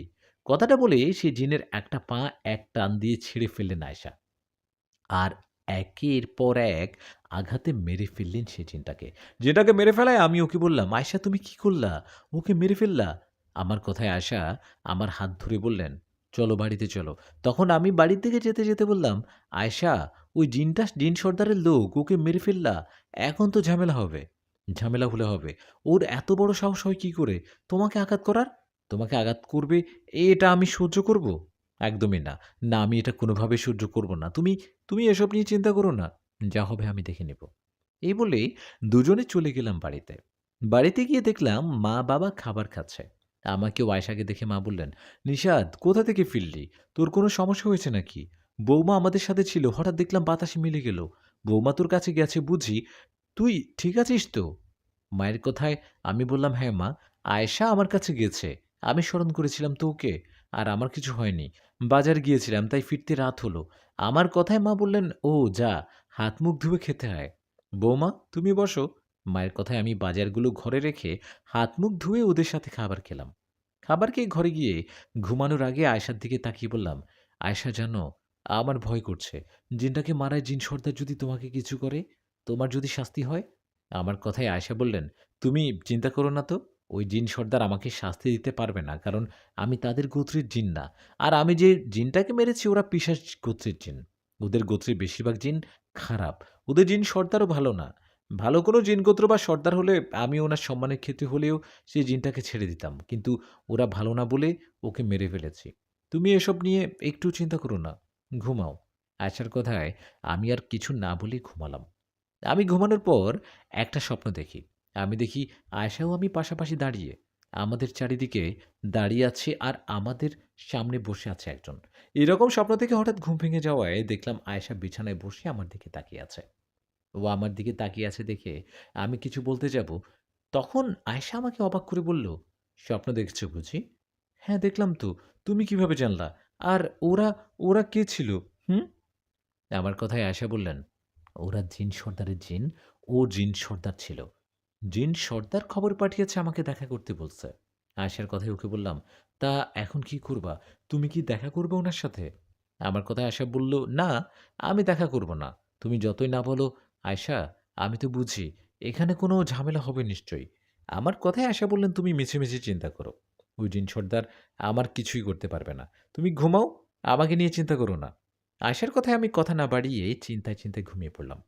পরের দিন সকালে ঘুম থেকে উঠে দেখি আয়েশা নেই। আয়েশাকে না দেখে চিৎকার করে ওকে ডাকতে লাগলাম, "আয়েশা, আয়েশা, কোথায় তুমি?" আমার ডাকা আয়েশা রান্নাঘর থেকে বেরিয়ে এসে বললেন, "এই কি হলো? আমি তো এখানে।" আয়েশাকে দেখে আমি নিঃশ্বাস ফেলে বললাম, "ও, তুমি রান্নাঘরে? তোমাকে দেখে চিন্তা হচ্ছিল।" আমার কথায় আয়েশা আমার কাছে এসে বলল, "তোমাকে না বলছি আমাকে নিয়ে চিন্তা না করতে? তুমি উঠো, উঠে হাত মুখ ধুয়ে নাস্তা করে নাও। নাস্তা শেষে সালাম দাদুকে দেখে আসো। ওই জিনটা দাদুকে আঘাত করেছে। দাদু অসুস্থ।" আয়েশার কথায় আমি তাই করলাম। হাত মুখ ধুয়ে নাস্তা করে চলে গেলাম সালাম দাদুর বাড়িতে। ওখানে যাওয়ায় দাদু বললেন, "নিশাত আসছিস? বস, বস এখানে।" দাদুর কথায় আমি পাশে বসে বললাম, "দাদু, ডাক্তার দেখাওনি? না দেখালে ডাক্তারকে ডাকি বা তোমাকে হাসপাতালে নিয়ে যাই?" আমার কথায় দাদুই বললেন, "একটু আগে ডাক্তার আসছিল। উনি দেখিয়ে এই ওষুধগুলা খেতে বললেন। তুই একটু ওষুধগুলা এনে দে না রে ভাই।" দাদির কথায় ওনাকে বললাম, "দাদি, চিন্তা করো না। আমি ওষুধ এনে দিব, চিন্তা করো না।" এদিকে তখন সালাম দাদু বললেন, "নিশাত, তুই ভালো আছিস তো? ওই জিনটা তোর কোনো ক্ষতি করেনি?" "ক্ষতি করতে গিয়েছিল দাদু, কিন্তু করতে পারেনি। একটা আঘাত করছিল, পরে আয়শাপুরী এসে ওকে মেরে ফেলেছে।" "কি বলিস? মেরে ফেলছে? ও তো জিন সর্দারের লোক। এখন তো ঝামেলা হবে।" দাদুর কথায় আমি বললাম, "আয়েশা বলছে কিছুই হবে না। ওসব নিয়ে চিন্তা না করতে।" তখন দাদু বললেন, "চিন্তা না করতে বললে কি হবে? ঝামেলা একটা না একটা হবেই। ওই সর্দার এত সহজে ছাড়বে না।" "হ্যাঁ, আমারও তাই মনে হয়। আচ্ছা দাদু, তুমি এসব নিয়ে চিন্তা করো না তো। নিয়মিত ওষুধ খেয়ে সুস্থ আগে হও। সুস্থ না হওয়া পর্যন্ত কোথাও যাব না। তুমি থাকো, আমি তোমার ওষুধ নিয়ে আসি।" কথাটা বলে দাদুর জন্য কিছু ফলমূল ও ডাক্তারের দেয়া ওষুধ নিয়ে আসলাম। এসে ওনাকে দিয়ে গেলাম, চলে গেলাম বাড়িতে। বাড়িতে যাওয়ায় আয়েশা বললেন, "ওষুধ এনে দিলা বুঝি?" ওর কথায় আমি বললাম, "তুমি বাড়ি থেকে এত কিছুর খোঁজ কিভাবে পাও? ও, তুমি অদৃশ্যভাবে আমার কাছে থাকো বুঝি?" "থাকবো না? আমার বরের যদি কিছু হয় তখন কি হবে?" "আরে, আমার লক্ষ্মী বউটার কত মায়া! আর পাখিটা? আচ্ছা, মায়াবী বউটা, ভাত খেতে দাও, খিদে পেয়েছে।" আমার কথায় আয়েশা আমাকে খাবার দেয়ায় ওকে বললাম, "খাওয়াই দাও।" হুম, আয়েশার কথায় ওর হাতে খাবার খাচ্ছি আর বলছি, "আমার, আমার কি কপাল! কেউ, কেউ মানুষের হাতে খেতে পারে না, আর আমি পরীর হাতে খাচ্ছি।" আমার কথা শুনে আয়েশা হাসতে, হাসতে বলল, "এত কথা পাও কই, হ্যাঁ? চুপচাপ খাও তো।" তখন আমি খাবার শেষে শুয়ে আরাম করছিলাম। দিনের বেলা তেমন ভয় ও চিন্তা হয় না, কিন্তু রাত হলে ভয় হয়। আমি জানি ওই জিন সর্দার কিছু না কিছু ঝামেলা করবেই। আমার ভাবনার আর ব্যতিক্রম হলো না। সেদিন রাতে ঘটনা এক অবাক করা ঘটনা ঘটল। আমিও আশাপুরি রাতের খাবার শেষে শুয়ে গল্প করছিলাম। এখন সময় বাবার চিৎকার দিয়ে আমাদের ডাকতে লাগলেন। বাবার ডাকেই ওনার ঘরে গিয়ে দেখি মা কেমন করছে, জিন ধরলে মানুষ যেমন অস্বাভাবিক কাজ করে সেরকম। মায়ের এমন অবস্থা দেখে মাকে ধরলাম, ধরে আয়শার দিকে তাকাতে আয়শা বলল, নিষাদ ছাড়ো মাকে, ওনাকে ছেড়ে দাও, আমি দেখছি ছাড়ো। আয়শার কথায় আমিও বাবা মাকে ছাড়ায় আয়শা দূর থেকে মায়ের দিকে তাকিয়ে বলল, বেরিয়ে আয়। কি বললাম শুনিসনি? ওনার শরীর থেকে বেরিয়ে আয়, মরতে না চাইলে বেরিয়ে আয় বলছি। আয়শার কথায় মায়ের শরীর থেকে একটা কালো ছায়ার মতো কিছু একটা বেরিয়ে এসে একটা জিনের রূপ নিল। জিনের রূপ নেওয়ার পরও আয়শাকে উদ্দেশ্য করে বলল, আমাদের জিন সর্দারের ডাকে সাড়া না দিলে এরকম অনেক সমস্যা হবে। কথাটা বলে চলে গেলেন সেই জিন। ও চলে যাবার পর মা আগের মতো পুরোপুরি সুস্থ হলেন। তখন বাবা আয়েশাকে বললেন, বৌমা ও কে ছিল? তোমার শাশুড়ির কিছু হবে না তো? বাবার কথার জবাবে আয়েশা বললেন, না বাবা, মায়ের কিছু হবে না। আপনি ভয় পাবেন না। আসলে জিন সর্দার আমাকে দেখা করতে বলেছিল। আমি ওনার কথায় দেখা করিনি বলে এই জিনটাকে পাঠিয়েছে। আপনারা ঘুমান, আমি তো আছি, কোনো চিন্তা করবেন না। কথাটা বলে আমরা ঘরে চলে গেলাম। ঘরে গিয়ে আয়েশাকে বললাম, আয়েশা এখন কি হবে? জিনটা যদি আবারও আসে তখন? আসবে না, ও আর আসবে না। তুমি এসব নিয়ে চিন্তা করো না, ঘুমাও। আয়েশার কথায় ওর সাথে আর কিছুক্ষণ গল্প করে ঘুমালাম। আমি ঘুমানোর পর বেশিক্ষণ ঘুমাতে পারিনি, কারণ একটু পরেই ঘুম ভেঙে যায় ওই জিনদের যন্ত্রণায়। ঘরের বাইরে এসে অনেক জিন আওয়াজ করতে থাকে, কেউ বা কান্না করে, কেউ বা হাসে। আবার হঠাৎ করে কালো পোশাক পরে ভয়ঙ্করভাবে রুমে চলে আসে, আবার বাতাসে মিশে যায়। ওদিকে জিনদের অমন আওয়াজে মা বাবার ঘুম ভেঙে যায়, আর ওরা ভয় চিৎকার করে আমাকে ডাকতে থাকে। তখন আমি ওদের সাহস দিয়ে বলি, মা বাবা ভয় পেও না, ওগুলো কিছু না। বাইরে যত আওয়াজ হোক ভয় পাবার দরকার নাই, তোমরা ঘুমাও। আমার কথায় মা বাবা চুপ করে শুয়ে রইলেন। এদিকে আয়শা আমাকে বললেন, নিষাদ তুমিও ঘুমাও। ওর কথায় আমি বললাম, কিভাবে ঘুমাবো? ওরা কি ঘুমাতে দিচ্ছে নাকি? মনে হচ্ছে ঘরের বাইরে বেশ কয়েকটা জিনিসই যন্ত্রণা করছে। আমার কথায় আয়শা বললেন, একটু দাঁড়াও, ওদের শিক্ষা দিয়ে আসি। কথাটা বলে আয়শা বাইরে গিয়ে ওই জিনদের ধরে পেটাতে লাগলেন। এদিকে তখনই অন্য আরেকটা জিন আমার ঘরে চলে আসে। জিনটা আসে, আমি সেই জিনটার দিকে তাকাতেই জ্ঞান হারিয়ে ফেলি। আমার যখন জ্ঞান ফেরে তখন আমি নিজেকে জিন রাজ্যে দেখতে পাই। আমাকে ঘিরে রেখেছে অনেক জিন, মাঝখানে জিন সর্দার বসা। এরকম দৃশ্য আমি স্বপ্নে দেখছিলাম। আমি নিজেকে জিন রাজ্যে দেখে চিৎকার করতে থাকি আর বলতে থাকি, আমাকে এখানে কেন নিয়ে আসছেন? আমাকে ছেড়ে দিন। আশাপুরি আপনাদের কাউকে ছাড়বে না। আমাকে কিছু করবেন না। ছাড়ুন আমাকে। আমার কথায় জিন সর্দার বললেন, এই চিৎকার করবি না। তোকে আমরা আমরা ধরে নিয়ে আসছি। তোর বউ আশাপুরি যেন আমাদের কাছে আসে। তোকে কিছু করব না। চুপ করে বসে থাক। ওনাদের কথায় আমি ওখানে চুপ করে বসে রইলাম। এই ঠিক কিছুক্ষণ পর আশাপুরি সেখানে এসে উপস্থিত হলেন। আশাপুরীকে দেখে জিন সর্দার বললেন, আশাপুরি, আমি তোমার কথা অনেক শুনেছি, কখনো দেখিনি। বেশ অবাক করা বিষয়, তাই না? আমি তোমাকে ডেকেছিলাম, আমার আমার আদেশে তুমি এখানে আসতে রাজি হওনি। আর যখনই তোমার স্বামীকে ধরে নিয়ে আসছি, তখনই চলে আসলা। হ্যাঁ, এত ভালোবাসা একটা মানুষের প্রতি? মানুষ হলেও ও আমার সাথে স্বামীর প্রতি ভালোবাসা থাকবে। এটাই স্বাভাবিক। আমাকে কেন ডাকছেন? কাজের কথা বলুন। আয়েশার কথা জিন সর্দার বললেন, তোমার মাঝে কি ভদ্রতা বলতে কিছু নেই নাকি? একজন জিন সর্দারের সাথে কিভাবে কথা হয় সেটাও কি জানো না? তা যাই হোক, তোমাকে কেন ডাকছি সেটা তুমি জানো। আমার গুপ্তধন পাহারাদার জিনকে তুমি মেরে ফেলেছো, কেন মারছো? কেন মারছো? জিন সর্দারের কথায় আয়েশাপুরি বললেন, আমরা জিন জাতি। তাই আমাদের সম্পদ বা গুপ্তধন পাহারা দেওয়ার দায়িত্ব দিতে হয় ভালো ও বিশ্বাসযোগ্য কাউকে। কিন্তু আপনি যাকে এই দায়িত্ব দিয়েছেন সে দিনের পর দিন গুপ্তধনের লোভ দেখিয়ে মানুষের ক্ষতি করছে। ওর এই অপরাধ ও আমার স্বামী নিষাদকে আঘাত করার কারণে ওকে হত্যা করেছি। আয়েশার কথায় জিন সর্দার বললেন, তুমি ওকে শাস্তি দেওয়ার কে? আমি সর্দার। তুমি ওর কথা আমাকে জানাতা, তা না জানিয়ে ওকে কেন হত্যা করেছ? আমার রাজ্যের জিনকে হত্যা করার কারণে তোমাকে শাস্তি পেতে হবে। তোমাকে আমি 10 বছরের শাস্তি দিলাম। জিন সর্দারের কথায় আয়েশা বললেন, 10 বছর কেন? 10 মিনিটের জন্য আমি কোনো শাস্তি মানব না। আমি কোনো অন্যায় করিনি যে শাস্তি পাবো। আয়েশার কথায় জিন সর্দার দাঁড়িয়ে বলল, কি? আমার মুখের উপর কথা? এই বলে হাত ইশারা করায় 3-4 জন জিন আয়শাপুরীর দিকে তেড়ে আসলো, আর তখনই মুহূর্তে আয়েশা তাদের মেরে আহত করে ফেললেন। আর জিন সর্দারকে উদ্দেশ্য করে বললেন, আমার বিষয় তো জানেন, জেনে শুনে আমার মুখোমুখি হবার সাহস কিভাবে দেখালেন? আপনি এই রাজ্যে জিন সর্দার, এদের সর্দার কিন্তু আমার না। আজকের পর আমারও আমার স্বামীর পরিবারের কারো দিকে নজর দিবেন না, ঝামেলা করবেন না। করলে সেটার পরিণতি ভয়ঙ্কর হবে। কথাটা বলে আয়েশাপুরী আমাকে নিয়ে বাড়িতে গেলেন। বাড়িতে আসার পর আয়েশা বললেন, তুমি কি ভয় পাইছো? ভয় পেও না। তোমার আয়েশাপুরী আছে না? আমি বেঁচে থাকতে তোমার বা তোমার পরিবারের কেউ কোনো ক্ষতি করতে পারবে না, ইনশাআল্লাহ। আয়েশার কথা শেষ হতে না হতে একজন পরী হঠাৎ করে আমাদের ঘরে চলে আসলেন। সেই পরীকে দেখে আমি আয়েশাকে বললাম, আয়েশা, দেখো কে আসছে। এই, কে আপনি? আমার কথায় আয়েশা সেই পরীর দিকে তাকিয়ে আমাকে বললেন, নিশাদ, ভয় পেও না, ও আমার চাচাতো বোন। কথাটা বলে আয়েশা পরী সেই পরীকে বললেন, বোন, তুই এতদিন পর কি মনে করে? কেমন আছিস? বস এখানে। আয়েশার কথার জবাবে সেই পরী বললেন, আলহামদুলিল্লাহ ভালো আছি। তুই কেমন আছিস? তোর কাছে আসলাম একটা কথা জানাতে। এই বলে আয়েশা পরীও তার বোন তাদের ভাষায় কি জানি বলতে লাগলেন। আমি ওই ভাষাটা বুঝতে পারিনি।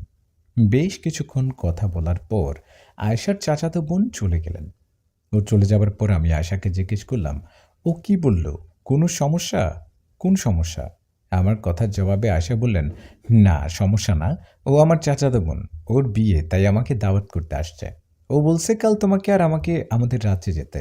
ও তাই? ও তোমার আপন চাচাতো বোন কি? না, আপন চাচাতো না, প্রতিবেশী চাচাতো বোন। সম্পর্কেও শুধু বোন ও বান্ধবীও হয়। তুমি তো জানো, অন্য একটা রাজ্যের সাথেই আমাদের রাজ্যে যুদ্ধ লাগার পর আমার গোত্রের অনেক জিন মারা যায়। কিছু জিন বেঁচে ছিল। ওরাই এখন আমাদের জিন রাজ্যটাকে বড় করছে। তোমার সাথে আমার বিয়ে হবার পর থেকে আমি আমাদের রাজ্যে যাই না। কাল অনেক দিন পর রাজ্যে যাব। তুমি মা বাবাকে কাল সকালে বলবা, হ্যাঁ। আয়েশার কথার জবাবে ওকে বললাম, ঠিক আছে, তাই হবে। এই বলে ঘুমালাম দুজনে। পরের দিন সকালে নাস্তার টেবিলে আমি মা বাবাকে উদ্দেশ্য করে বললাম, মা, একটা কথা বলার ছিল। ওই কাল রাতে আয়েশার বোন আসছিল আমাদের কাছে। ওর বিয়ে উপলক্ষে আমাদের আজকে যেতে বলছে। 2-1 দিন থেকেই চলে আসবো। আমারও ইচ্ছে জিন রাজ্যে যাবার। আমার কথায় বাবা আয়েশাকে বললেন, বৌমা, তোমার বোনের বিয়ে, তোমরা তোমাদের রাজ্যে গিয়ে 2-1 দিন থেকে আসবা, ঠিক আছে, এতে আমাদের কোনো সমস্যা নেই। কিন্তু চিন্তার বিষয় হলো, ওখানে গেলে নিশাতের কোনো সমস্যা হবে না তো? বাবার কথার জবাবে আয়েশা বললেন, না বাবা, কোনো সমস্যা হবে না। নিশাদ আমার স্বামী, এটা আমার রাজ্যে অনেকে জানে। যদিও ওকে নিয়ে যায়নি কখনো। আপনারা এ নিয়ে কোনো চিন্তা করবেন না। আয়েশার কথায় মা বাবা রাজি হলেন। তখন আমরা খাওয়া শেষ করে ঘরে চলে গেলাম। ঘরে যাওয়ার পর আয়েশা বললেন, নাও, সুন্দর একটা জামা পরে নাও। আয়েশার কথায় আমি সুন্দর একটা জামা পরে আয়েশাকে বললাম, কই চলো, আমি তো রেডি। আমার কথায় আয়েশা আমার দিকে তাকিয়ে বললেন, কোন দিকে যাব? রাস্তা দেখাও। আমি কি জানি নাকি কোন দিকে যাব? তুমি নিয়ে চলো। আর কতক্ষণ এভাবে রেডি হয়ে থাকবো? আমার কথায় আয়েশা বললেন, চলো, এবার তোমাকে নিয়ে যাই। কথাটা বলে আয়েশা আমার কপালে হাত রাখতেই আমি ঘুমিয়ে গেলাম। আমার যখন ঘুম ভেঙে গেল, তখন আমি দেখলাম আমার পায়ের কাছে, আমার বুকের উপর, আমার হাতের কাছে বসে আছে কিছু বাচ্চা। আমি ওদের দেখে চিৎকার দিয়ে উঠে দাঁড়িয়ে দেখলাম অদ্ভুত রকম একটা জায়গায়। জায়গাটা সুন্দর। জায়গাটা থেকে বুঝলাম এটা জিন রাজ্য। কিন্তু বাচ্চাগুলো কে? বাচ্চাগুলো আমার দিকে তাকিয়ে আছে। সুন্দর দেখতে বাচ্চাগুলো হঠাৎ ওদের চোখগুলো সাদা হয়ে গেলেও আর দাঁতগুলো বড় হয়ে গেল। বাচ্চাগুলোর এমন ভয়ঙ্কর চেহারা দেখে আমি ভয়ে বললাম, এই দূরে যাও, দূরে যাও, আমার কাছে এসো না। কিন্তু ওরা আমার কথা না শুনে আমার দিকে এগিয়ে আসতে লাগলো। তখন আমি ভয় দিলাম এক দৌড়। ওদিকে বাচ্চাগুলো আমার পিছন পিছন দৌড়াচ্ছে। আমি চিৎকার করছি, কিন্তু ওরা আমার পিছু ছাড়ছে না। ওদিকে তখন আয়েশাপুরী হাসতে হাসতে বলতে লাগলো, ওরা তোমার শালা ও শালি হয়, তুমি ওদের তুলা ভাই, তাই মজা করছে। দৌড়াও যত পারো। আয়েশার কথায় ওকে বললাম, আর পারছি না দৌড়াতে, ওদের থামতে বলো। কিন্তু বাচ্চাগুলো না থেমে দৌড়াতেই লাগলেন। আমি আর কত দৌড়াবো, ওদের সাথে পেরে উঠবো না, তাই থেমে গেলাম। আমি থেমে যাওয়ায় ওরা দৌড়ে এসে আমার শরীরের উপর উঠে বসলো। মনে হচ্ছে আমি একটা গাছ। 7-8টা বাচ্চা এসে শরীরে উঠে মাথায় ঘাড়ে পিঠে বসে আছে। এটা থেকে আশাকে বললাম, দেখো, আমি কি গাছ নাকি? ওই পিচ্চিরা নামও বলছি। আমার কথায় বাচ্চাগুলো বললেন, দুলা ভাই, আমরা নামবো না, আমাদের নিয়ে এভাবেই ঘুরুন। ওদের কথায় আমি আয়শাকে বললাম, এখানে কোথাও নদী নেই, ওদের নিয়ে নদীতে লাফ দিব, তারপর দেখি কিভাবে আমার ঘাড়ে পিঠে বসে থাকে। আমার কথায় আয়েশা হাসতে হাসতে বলল, আছে তো, ওই পাশেই নদী আছে। এদিকে তখন প্রাসাদ থেকে কয়েকজন জিন ও পুড়িয়ে আসলেন। ওরা আসায় বাচ্চাগুলো আমার শরীর থেকে নেমে গেলেন। তখন ওরা আমাকে উদ্দেশ্য করে বললেন, কেমন আছো বাবা? তোমার মা বাবা ভালো আছেন? ওদের কথা শুনে আয়েশার দিকে তাকাতে আয়েশা বললেন, ওরা আমার চাচা, যাদের মেয়ের বিয়ে খেতে আসছি। আয়েশার কথায় ওনাদের কি বললাম, আলহামদুলিল্লাহ ভালো আছি। মা বাবাও আলহামদুলিল্লাহ ভালো। আপনারা কেমন আছেন? তখন ওরা বললেন, আমরাও আলহামদুলিল্লাহ ভালো আছি। আসো, তোমরা ভিতরে আসো। এই বলে আমাকেও আয়েশাপুরীকে নিয়ে ভিতরে গেলেন আর খাবার খেতে দিলেন। খাবার শেষে আয়েশা আমাকে তাদের রাজ্যের বিভিন্ন সুন্দর সুন্দর জায়গা ঘুরে দেখালেন। এভাবে সেদিনটা কেটে গেল। পরের দিন ওর বোনের বিয়ে। বিয়ে উপলক্ষে চারিদিকে অনেক সুন্দর সাজানো হয়েছে। আমি চারিদিকটা ঘুরছি আর দেখছি। আজকে আয়েশাও অনেক সেজেছে, দেখতে ভালো লাগছে। আমি জিনপরিদের বিয়ে দেখিনি, তাই আয়েশাপুরীর সাথে বসে ওর চাচাতো বোনের বিয়ে দেখছি। বিয়ে দেখা শেষে আমরা অনেক মজার মজার খাবার খেলাম। বিয়ে উপলক্ষে অনেক জিনপরি আসছে ওখানে। আমার বেশ ভালোই লাগছিল। আমি সবাইকে দেখছি। এমন সময় আয়েশা আমার কাছে এসে বসলো। নিশাদ, আমাকে ছেড়ে কোথাও যাবে না, আমার কাছাকাছি থাকবে। আয়েশার কথায় ওকে বললাম, কেন? এখানে তো সবাই আমাকে চেনে, আমাকে তো ওরা কিছু করবে না। আমার কথায় আয়েশা বললেন, হ্যাঁ সেটা ঠিক, কিন্তু আমি এখানে কিছু জিনদের ঘুরতে দেখছি, যারা এই রাজ্যের না, এরা মনে হয় ওই জিন সর্দারের পাঠানো জিন। তোমার আমার উপর নজর দিতে আসছে হয়তো, তাই বললাম আমাকে রেখে দূরে যাবে না। আয়েশার কথায় ওকে বললাম, ঠিক আছে, আমি বিয়ে দেখি, একটু পর তো বিয়ে চলে যাবে তাই না? আমার কথায় আয়েশা বলল, হ্যাঁ বিয়ের কাজ শেষ হয়েছে, একটু পর চলে যাবে। আমি আয়েশার কথা মতো সেখানে দাঁড়িয়ে বিয়ে যাওয়ার জন্য অপেক্ষা করছিলাম। এভাবে বেশ কিছুক্ষণ থাকার পর বিয়ে চলে গেল। বিয়ে চলে যাওয়ায় আমি আয়েশাকে খুঁজতে লাগলাম, কিন্তু আয়েশাকে কোথাও পাচ্ছিলাম না। আয়েশাকে কোথাও না পেয়ে দু একজনকে জিজ্ঞেসও করলাম, কিন্তু ওরা বললেন ওরা জানে না।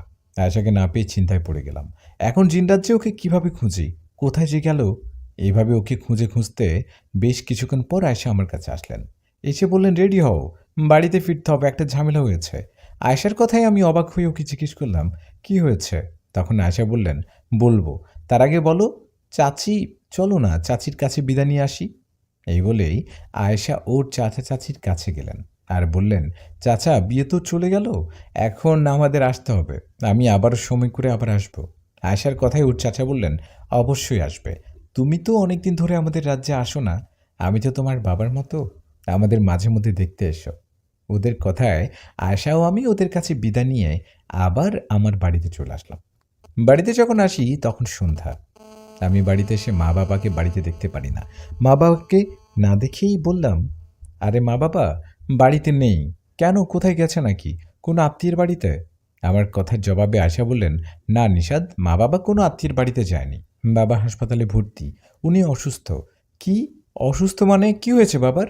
আমার কথায় আয়শা বললেন, জিন সর্দার আমাদের পিছু ছাড়েনি, আমরা জিন রাজ্যে বিয়ে খেতে গেছি, এই সুযোগে কিছু জিন এসে বাবাকে আঘাত করেছে, বাজার থেকে ফেরার সময় বাবা এখন হাসপাতালে ভর্তি। আয়েশার কথায় ওকে জিজ্ঞেস করলাম, বাবা এখন কোন হাসপাতালে? তখন আয়েশা আমাকে হাসপাতালের ঠিকানা দিলেন, দিয়ে বললেন, তুমি হাসপাতালে যাও, আমি একটু পর আসছি। আয়েশার কথায় আমি কোনো কথা না বাড়িয়ে হাসপাতালে চলে গেলাম। এদিকে আয়েশা চলে গেল ওই জিন সর্দারের কাছে। ওনার কাছে যাবার পর জিন সর্দার বললেন, আয়েশাপুরি তুমি আসছো, আমি জানতাম তুমি আসবে, তোমাকে যে আসতে বাধ্য করছি।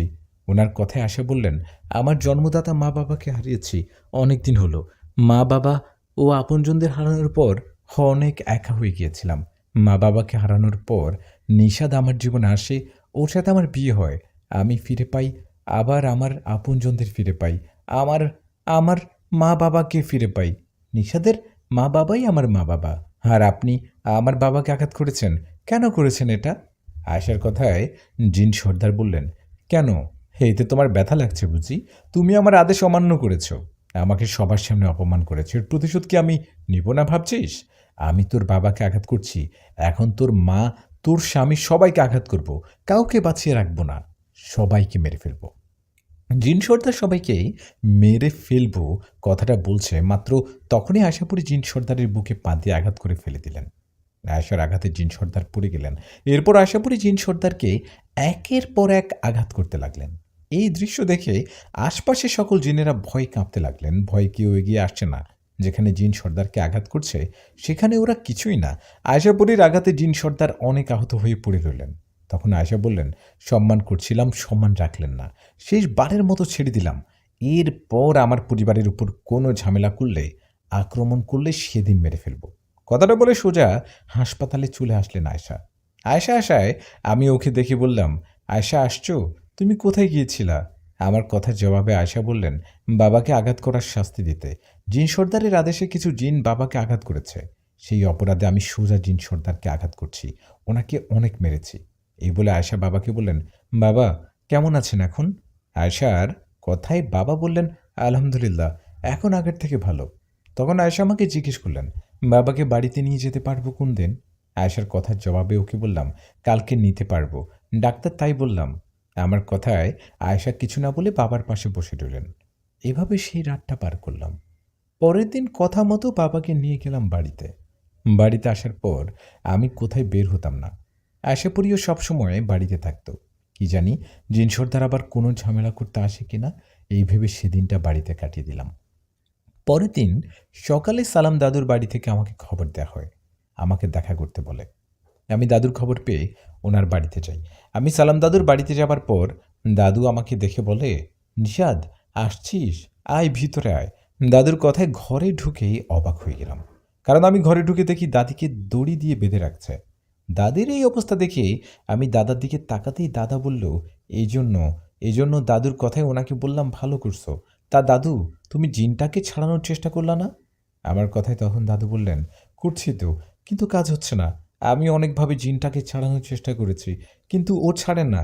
আর একটুর জন্য ছেড়ে গেলেও পরে আবার এসে ধরে। তাহলে তো বিষয়টা সিরিয়াস। তুমি কত জিন ধরার রোগীর চিকিৎসা করো, আর তোমার বউকে ধরা জিনকে কিছুই করতে পারছো না। আমার কথার জবাবে দাদু বললেন, কি করব বল, জানিস, উপায় না পেয়ে বড় বাবা জিনকে স্মরণ করছি। পরে একজন জিন এসে বলল, বড় বাবা একটু অসুস্থ, উনি দু একদিন পর আসবেন। এক মিনিট, বড় বাবা জিনের বিষয়ে যারা জানেন না ওনার বিষয়ে একটু বলি। বড় বাবা জিন একজন বয়স্ক ও শক্তিশালী জিন। সালাম দাদুর সাথে ওনার ভালো পরিচয়, বন্ধুত্ব। সালাম দাদু বড় কোনো সমস্যায় পড়লেই বড় বাবা জিনকে ডাকেন আর সাহায্য নেন। আশা করি বুঝতে পারছেন। এখন গল্পে ফিরি। এই বলে সালাম দাদু আরও বললেন, বড় বাবা জিন তো দু একদিন আসতে পারবে না, তাই তোকে খবর দিলাম, তুই আয়শাকে ডাকতো, দেখি আয়শা এসে কি বলে। দাদুর কথায় আমি আর কথা না বাড়িয়ে আয়েশাকে স্মরণ করলাম, ডাকলাম। আমার ডাকে আয়শা ওখানে চলে আসলেন ও আশায় আমি দাদিকে দেখি সব ঘটনা খুলে বললাম। তখন আয়শা পড়ি দাদির দিকে তাকিয়ে দাদির ভিতরে থাকা জিনটাকে উদ্দেশ্য করে বললেন, কে তুই? আয়শার কথায় ওই জিনটাকে বললেন, আয়শা আমি কে সেটা খোঁজ নিয়ে দেখ। সে জিনের কথা শুনে আশাপুরি কিছুক্ষণ চুপ থেকে বললেন, তোর কণ্ঠ শুনে কেমন সন্দেহ হচ্ছে, তুই আসল রূপে কথা বল, আমার মনে হচ্ছে তুই কোনো ডাইনি, তুই একটা মহিলা জিন। আশার কথায় আমিও সালাম দাদু অবাক, তাহলে ও কোনো জিন না। ওদিকে দাদির ভিতর থেকে সেই ডাইনি এবার ওর আসল কণ্ঠে কথা বলে উঠলেন। ডাইনি বললেন, আয়শা তুই অনেক চালাক, কত সহজে আমাকে ধরে ফেললি। ওর কথায় আয়শা বললেন, কে তুই? তুই ওনাকে ধরছিস কেন? তোকে কে পাঠিয়েছে? তোর তো এখানে এমনি এমনি আসার কথা না। আসার কথায় ওই ডাইনি বললেন, আমি আসছি আমার কাজ করতে। কী কাজ সেটা তোকে বলবো না, শুধু এটা জেনে রাখ, আমি যার পেছনে লাগি তাকে ছেড়ে দেই না, ওর জীবন শেষ করে তবেই আমি যাই। তখন আয়েশা বললেন, তুই কি আমার বিষয় জানিস না? তুই এখনই এনার শরীর থেকে বেরিয়ে যাবি নাকি আমার হাতে মরবি? আয়েশার কথায় হঠাৎ সেই ডাইনি চুপ হয়ে গেল। তখন দাদি জ্ঞান হারিয়ে বিছানায় পড়ে গেল। দাদির এমন অবস্থা দেখে আমরা বুঝতে পারলাম ডাইনি দাদির শরীর থেকে চলে গেছে।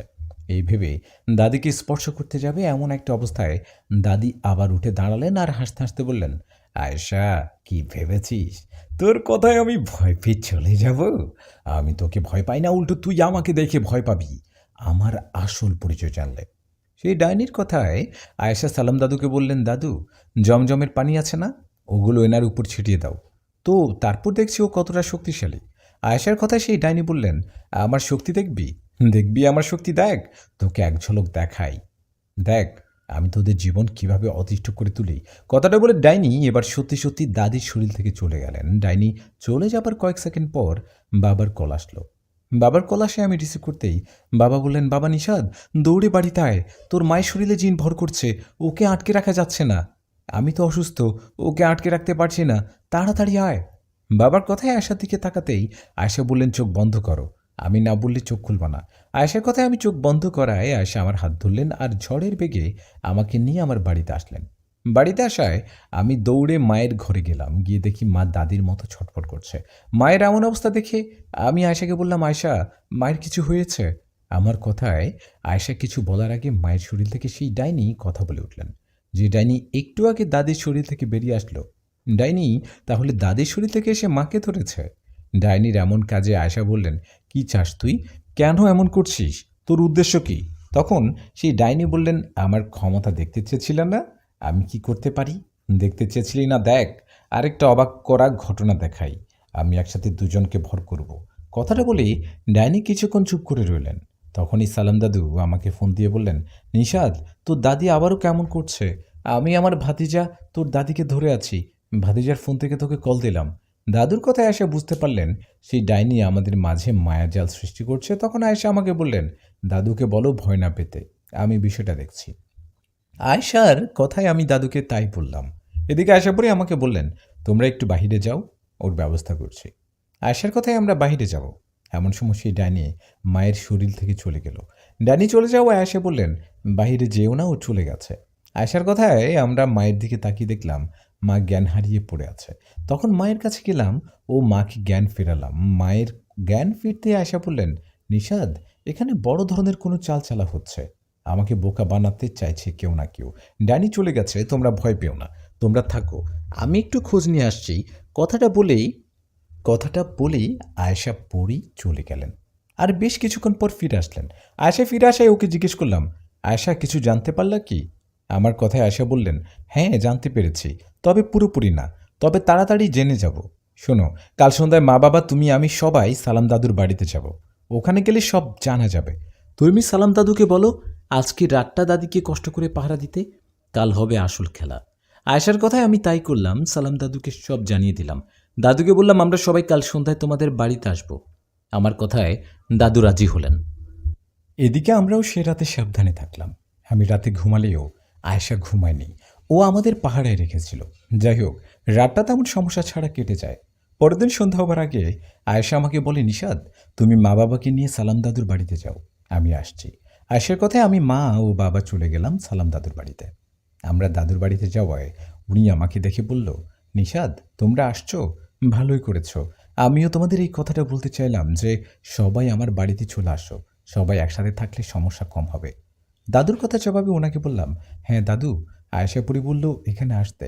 আমরা সবাই একসাথে হলাম, এখন আয়েশা ওই ডাইনির মুখোমুখি হবে। তখন দাদু বললেন, কিন্তু আয়েশা কোথায়? ও এখনো আসছে না কেন? সেটা তো জানি না দাদু, ও আমাদের বলল আসতে, আমরা আসলাম, ও চলে আসবে হয়তো। আমাদের সালাম দাদুর বাড়িতে আসতে বলে আয়েশা সোজা চলে যায় পিশাচিন সর্দারের কাছে। সেখানে যাওয়ায় সর্দার বলেন, আয়েশা, তুই তুই কেন এখানে আসছিস? আমাকে আঘাত করে আমার রাজ্যে আসার সাহস কিভাবে হয় তোর? ওনার কথায় আয়েশা বলেন, অপরাধ করলে আঘাত তো খেতে হবে। আপনাকে আমি বারবার সাবধান করার পরও কেন ঝামেলা করছেন? আমি আপনাকে আঘাত করছি, এই অপমানে আপনি নিশ্চয়ই ওই ডাইনিকে আমন্ত্রণ দিয়ে নিয়ে এসছেন ওদেরকে আমার পিছনে লাগানোর জন্য। আয়েশার কথার জবাবে জিন সর্দার বললেন, না, আমি কাউকে ডাকিনি, আমি কিছু জানি না। তুই সঠিক কিছু না জেনে আমাকে দোষারোপ করতে পারিস না, চলে যা এখান থেকে। তখন আয়েশা বললেন, চলে তো আমি যাব, চলে যাবার আগে একটা কথা বলি। আমি যদি কোনোভাবে জানতে পারি ওই ডাইনিকে আপনি পাঠিয়েছেন আমার স্বামী পরিবার ও সালাম দাদুর পরিবারের কাছে, তাহলে আপনাকে আমি ছাড়ব না। আয়েশার এমন হুমকিতে জিন সর্দার বলেন, আয়েশা, তোর হাতে ওই ক্ষমতাওয়ালা শক্তিধর চরিত্রে আছে বলে নিজেকে অনেক বড় ভাবিস। আমি জিনদের সর্দার হয়েও তোর সাথে শক্তিতে পারি না, কিন্তু এটাও মনে রাখিস তোর এই শক্তি সব সময় থাকবে না। যখন তোর দুর্বল জায়গায় আঘাত করব তখন তোর শক্তি কাজে লাগবে না।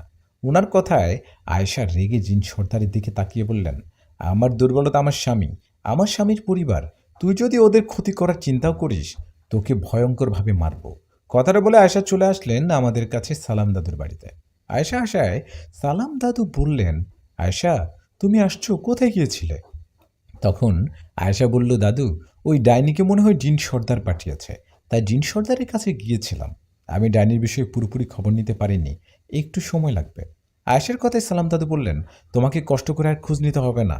বড় বাবা জিন আসছিল আমার কাছে, উনি আসায় আমি সব ঘটনা ওনাকে খুলে বলেছি। আমার সব কথা শুনে বড় বাবা জিন ডাইনির বিষয়ে খোঁজ নিতে গেছে, একটু অপেক্ষা করো, বড় বাবা জিন চলে আসবে। দাদুর কথায় আমরা অপেক্ষা করতে লাগলাম। এর বেশ কিছুক্ষণ পর বড় বাবা জিন আসলেন। উনি আসায় আয়েশা ওনাকে সালাম দিলেন, কারণ বড় বাবা জিন একজন বয়স্ক জিন, যদিও বড় বাবা জিনের থেকে আয়শাপুরীর শক্তি অনেক বেশি। বড় বাবা জিনকে সালাম দেয়ায় উনি সালামের উত্তর দিয়ে বললেন, আয়শা কেমন আছো, তোমার সাথে অনেকদিন পর দেখা হলো। বড় বাবা জিনের কথায় আয়শা বললেন, কেমন আর থাকবো বড় বাবা, একটার পর একটা ঝামেলা লেগেই আছে। আমার পরিবারের সাথে ঝামেলা লেগেই চলছে, আর এইসব করছে ওই জিন সর্দার। এখন আবার মারিদ সম্প্রদায়ের একজন বয়স্ক ডাইনিকে পাঠিয়েছে আমাদের কাছে। আপনি নাকি ওনার বিষয়ে খোঁজ নিতে গেছেন, কিছু কি জানতে পেরেছেন? আয়েশার কথায় বড় বাবা জিন বললেন, হ্যাঁ আমি অনেক কিছু জেনেছি, এমনকি আমি আগে থেকে ওদের বিষয়ে জানি। আমি এমন কিছু জানি যা তোমরা জানো না, কারণটা একটু পর বুঝতে পারবে। ওনার কথায় আয়েশা বললেন, বলুন আপনি কি জানেন ওদের বিষয়ে। তখন বড় বাবা জিন বলতে শুরু করলেন। বড় বাবা জিন বললেন, আগে তোমাদের একটা ভুল ভেঙে দেই। তোমরা ভাবছো একজন ডাইনি লাগছে তোমাদের পিছনে, না এটা ভুল। একজন না, দুজন ডাইনি আসছে তোমাদের কাছে। ওরা দুজন যমজ বোন। এই ডাইনি দুজন মারিদ সম্প্রদায়ের জিন। এদের শক্তি অনেক। এরা অনেক খারাপ, জীবনে বহু জিন ও মানুষকে হত্যা করেছে এরা। আয়েশা, তুমি জিন সর্দারকে আঘাত করার ফলে জিন সর্দার অনেক অপমান হয়। জিন সর্দার ভালো করে জানে তোমার সাথে শক্তিতে পারবে না, তাই উনি এই ডাইনি দুজনকে মানুষ শিশু বাচ্চাকে বলি দিয়ে আমন্ত্রণ করে নিয়ে আসে। এই ডাইনি দুজন 4 জন মানুষকে তাদের নামে বলি দেওয়ার শর্ত নিয়ে আসছে। এখানে সবাই থেকে অবাক করা ভয়ঙ্কর বিষয় হলো ওই ডাইনি দুজনের মধ্যে একজনের হাতে তোমার মতো শক্তিশালী চুড়ি আছে। কি, আমার মতো চুড়ি ওনার হাতে আছে? ওনার মতো খারাপ মহিলা জিন কিভাবে এটা পায়? আয়েশাপুরীর কথায় বড় বাবা বললেন, হ্যাঁ এটাই সত্যি। তোমার মতো চুড়ি ওর হাতে আছে, আর এই চুড়িটা ওরা একজন ভালো পরীকে ধোঁকা দিয়ে ওকে কালো জাদু করে নিয়েছে। দুজন ডানির মধ্যে একজনের হাতে আছে শক্তিশালী চুড়ি, আর একজন ডানির হাতে চুড়ি নেই ঠিকই, কিন্তু ও কালো জাদুতে পারদর্শী। ওই ডাইনি চিন্তের মধ্যে কালো জাদুতে ছড়াতে পারদর্শী। সবশেষে একটা কথাই বলবো, আমাদের সামনে ভয়ঙ্কর কিছু হতে যাচ্ছে। ওই ডাইনিরা আমাদের সবার ক্ষতি করার চুক্তিতে আসছে। ওরা ওটা করেই ছাড়বে। বড় বাবা জিনের কথায় আমরা ভয়ে পাথরের মতো দাঁড়িয়ে রইলাম। তখন সালাম দাদু বললেন, বড় বাবা তাহলে এখন উপায় কি? ডাইনিদের হাত থেকে বাঁচার কি কোনো উপায় নেই? ওদের সাথে কি যুদ্ধ করতে পারবেন না? তখন আশাপুরি বললেন, পারবো, ইনশাল্লাহ অবশ্যই পারবো। চুপ করে মুখ বন্ধ করে মরে যাবার থেকে যুদ্ধ করে মরে যাওয়া অনেক ভালো। আমি আশাপুরি, আমার শরীরে যতক্ষণ শক্তি আছে আমি আমার পরিবারের, আমার স্বামীর কোনো ক্ষতি হতে দিব না। আয়েশার কথায় বড় বাবা জিন বললেন, আয়েশা মাথা গরম করো না। ডাইনিদের কিভাবে মোকাবেলা করা যায় সেটা বুদ্ধি দিয়ে ভাবতে হবে। আমার একজন বন্ধু জিন আছে, আমি ওর কাছে ডাইনিদের বিষয়ে আরও গভীরভাবে খোঁজ নিয়ে দেখি কোনো উপায় পাই কি না। আমি এখন আসি, তোমরা সাবধানে থেকো। আমি কোনো বিপদে বুঝতে পারলেই চলে আসব। এই বলেই বড় বাবা জিন চলে গেলেন। উনি চলে যাবার পর আয়শা বললেন, আজকে রাত এখানেই থাকতে হবে। দুই পরিবার আলাদা হওয়া যাবে না। যে কোনো সময় ওই ডাইনি এখানে আসতে পারে। আয়েশার কথা শেষ হতে না হতে ডাইনি দুজন চলে আসলেন সেখানে। আর আমাদের চোখের সামনে মুহূর্তে জায়গাটা কেমন পাল্টে গেল। আমরা তো বাড়িতে ঘরের ভিতর ছিলাম, কিন্তু এখন মনে হচ্ছে অন্য একটা জায়গায় চলে আসছি। নিজেদের অন্য জায়গায় দেখে আমি, মা বাবা সবাই ভয়ে আয়েশার কাছাকাছি গিয়ে দাঁড়ালাম। তখন আয়েশা বললেন, তোমরা ভয় পেও না, আমি তো আছি। আল্লাহর রহমত তোমাদের কিছু হবে না। এদিকেই তখন আমাদের সামনে এসে দাঁড়ালেন দুজন ডাইনি জিন সর্দার ও কিছু জিন। এই প্রথম আমরা ডাইনি দুজনকে দেখলাম। ওদের চেহারা বৃদ্ধা বুড়িদের মতো, পাকা চুল, মুখটা ভয়ঙ্কর, হাতের আঙ্গুলগুলোও অনেক ভয়ঙ্কর। ওরা আমাদের সামনে এসে ডাইনির মধ্যে একজন বলে উঠলেন, আয়শাপুরি তোর কথা আমি অনেক আগে শুনেছিলাম। আমার ইচ্ছা ছিল তোর মুখোমুখি হওয়ার, কিন্তু সেটা হয়ে ওঠেনি। কিন্তু আজ তোর মুখোমুখি হয়েছি। ওই জিন সর্দার আমাদের আমন্ত্রণ দিয়ে নিয়ে আসছে, ওর সাথে চুক্তি করেই আমরা আসছি। অবশ্য আমাদের দুই বোনের তোর কাছে আসার আরেকটা কারণও আছে, আর সেটা হলো তোর হাতের চুড়িটা নেয়া। তোর মতো একটা পরীকে আমরা কালো জাদুর মাধ্যমে বোকা বানিয়ে ওর থেকে এই চুড়িটা নিয়েছি। আমার হাতে চুড়িটা আছে, কিন্তু আমার যমজ বোনের হাতে কোনো চুড়ি নেই। এখন তোর হাতে চুড়িটা নিয়ে আমার বোনের হাতে পরাবো। তারপর আমরা দুই বোন হয়ে যাব অনেক শক্তিশালী। পুরো জিন রাজ্য শাসন করব আমরা। সেই ডাইনির কথা শেষ হতে জিন সর্দার বললেন, ডাইনি আমি তোমাদের দুই বোনকে চুক্তি করে নিয়ে আসছি। তোমরা আমার হয়ে কাজ করলে তোমাদের 4 জন মানুষকে দিব, মানে মানুষকে বলি দিব। তোমার ওদের রক্ত খাবে তোমরা। এর মধ্যে 2 জন মানুষ শিশুকে আমি ধরে এনে বলি দিয়ে তোমাদের দিয়েছি, বাকি রইল আর 2 জন মানুষ। আমি এই আশাপুরীর স্বামী নিষাদ ও সালাম কবিরাজকে তোমাদের নামে বলি দিব। এতে আমার রাগ, আমার প্রতিশোধ নেওয়া হবে। আর তোমরা আশাপুরীকে মেরে ওর হাতের চুড়িটা নিবে, এতে তোমাদেরও কাজ হবে। ওদের এমন কথায় আয়শাপুরী বললেন, তোদের এই স্বপ্ন কখনো পূরণ হবে না। আমি আশা করি আমি আমার পরিবারকে রক্ষা করতে জীবন দেব। তোদের ভালোই ভালোই বলছি, এখান থেকে চলে যা। আয়েশার কথায় ডাইনি বললেন, যদি চলে না যাই কি করবি? মেরে ফেলবি আমাদের? আয়েশা, ভুলে যাস না, তোর আর আমার শক্তি সমান সমান। তুই আমার সাথে যুদ্ধ করতে আসলে দুজন সমানভাবে লড়বো। তখন তোর স্বামী, শ্বশুর, শাশুড়ি ও সালাম কবিরাজের কি হবে? ওদের তো আমার বোন ও জিন সর্দার মেরে ফেলবে। তাই তোকে তোকে একটা সমাধান দেই। তুই তোর স্বামী ও কবিরাজকে রেখে ও তোর হাতে চুড়িটা আমাদের দিয়ে এখান থেকে পালিয়ে যা। তোকে আমরা জানে মারব না। ওর কথায় আয়েশা বললেন, পরীর প্রেম কখনো মিথ্যা হতে পারে না। আয়েশা পরী ভালোবেসে কখনো কাউকে ধোকা দেয় না। আমার স্বামী আমার সব। আমি মরবো, তবু ওর কিছু হতে দিব না। তোরা চলে যা, আমি ওদের কিছু হতে দিব না। আয়েশার কথায় ডাইনি দুজনের মধ্যে যে ডাইনিটা কালো জাদুতে পারদর্শী, সে ওখানে বসে পড়ল আর চোখ বন্ধ করে বিড়বিড় করতে লাগলো। এই ঠিক কিছুক্ষণ পর জানি না আমাদের কি হলো, আমরা মনে হয় বেহুশ হয়ে গেলাম। আমাদের যখন হুঁশ ফেরে তখন আমি দেখি আমিও সালাম দাদু অন্য আরেকটা জায়গায়, খুব ভয়ঙ্কর ছিল জায়গাটা, আমাদের সামনে বসে একটা ডাইনি। আমরা ডাইনিকে দেখে জিজ্ঞেস করলাম, আমরা কোথায়? এটা এটা কোন জায়গা? আয়শা, তুমি কোথায়? আমাদের কথায় ডাইনি বলল, তোদের অন্য কোথাও নিয়ে আসছি। এখন তোদের বাঁচাতে এখানে আয়সাপুরি আসলে ওকে মেরে ফেলবো, তোদের সাথে তোদেরকেও। ডাইনির কথায় আমরা চিৎকার করতে লাগলাম, কিন্তু এতে কোনো লাভ হলো না। ওদিকে ডাইনি আমাদের সেখান থেকে নিয়ে আসায় আয়েশাপুরি বিষয়টা বুঝতে পারে। আমার মা বাবা ভয় পাবে বলে আয়েশা মা বাবাকে নিয়ে বাড়িতে যান। বাড়িতে গিয়ে আয়েশা মা বাবাকে বলেন, আমার তো জন্মদাতা মা বাবা নেই, আপনাদের মা বাবা হিসেবে মানি, আমার জন্য দোয়া করবেন, আর নিষাদের জন্য চিন্তা করবেন না, আমি ওকে ফিরিয়ে নিয়ে আসতে যাচ্ছি। কথাটা বলে আয়েশা আমাদের কাছে চলে আসলেন। আমাদের কাছে আসার আগে আয়েশা একটা কাজ করছেন, কি কাজ সেটা পরে জানতে পারবেন। আমার এখানে আয়েশাপুরি একা আসেনি, বড় বাবা জিন ও বড় বাবা জিনের কিছু অনুসারী জিনও সাথে আসছে। ওরা আসায় জিন সর্দার বললেন, আয়েশাপুরি, আমাকে আঘাত করার ফল আজকে পাবি। এখন তোর সামনে তোর স্বামী ও সালাম কবিরাজকে বলি দিব। ওদের মৃত্যু দেখার পর তোর মৃত্যু দেখব। জিন সর্দারের কথায় একজন ডাইনি বসে আবারও বিড়বিড় করতে লাগলেন। এমন সময় দুজন জিন এসে আমাকে ও সালাম দাদুকে ধরলেন, ধরে ডাইনির সামনে শুয়ে দিলেন। আমাদের শুয়ে দেওয়ার পর ডাইনি আমাদের বলি দিবে, এমন সময় আয়েশাপুরি সেই ডাইনিকে এমন জোরে আঘাত করলেন যে ডাইনির ডিগবাজি দিয়ে পড়ে গেলেন সেখানে। এদিকে তখন যে ডাইনির হাতে চুরিটা ছিল, ও এসে আক্রমণ করলো আয়েশাপুরীর উপর। শুরু হলো আয়েশাপুরীর সাথে সেই ডাইনির লড়াই। দুজনের সমান তালে লড়াই করছে। এদিকে কালো জাদু করে ডাইনির সাথে যুদ্ধ করছেন বড় বাবা জিন ও জিন সর্দার, ও বাকি জিনদের সাথে যুদ্ধ করছেন বড় বাবার অনুসারী জিনগুলো। এই লড়াইয়ে কিছুক্ষণের মধ্যে দুর্বল হয়ে পড়লেন বড় বাবা জিনু তার অনুসারীরা। ওদের অবস্থা খারাপ দেখে আয়েশাপুরি একটা কাজ করলেন। আয়েশাপুরি সেই ডাইনির হাতে চুড়িটার সাথেও হাতের চুড়িটা লাগিয়ে দিলেন। দুটো চুড়ি একসাথে হওয়ায় সেখানে একটা বিদ্যুৎ চমকানোর মতো আলো হলো, আর দুজনে সেখান থেকে বাতাসে মিশে গেল।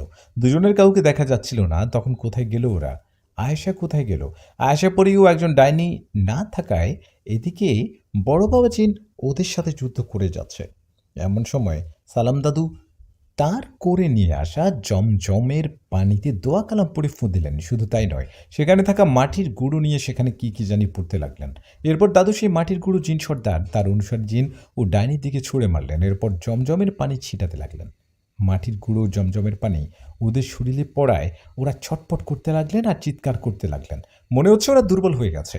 এই সুযোগে জিন সর্দারও তার অনুসারী জিনদের আঘাত করে মেরে ফেললেন বড় বাবা জিন। বাকি রইল একটা ডাইনি।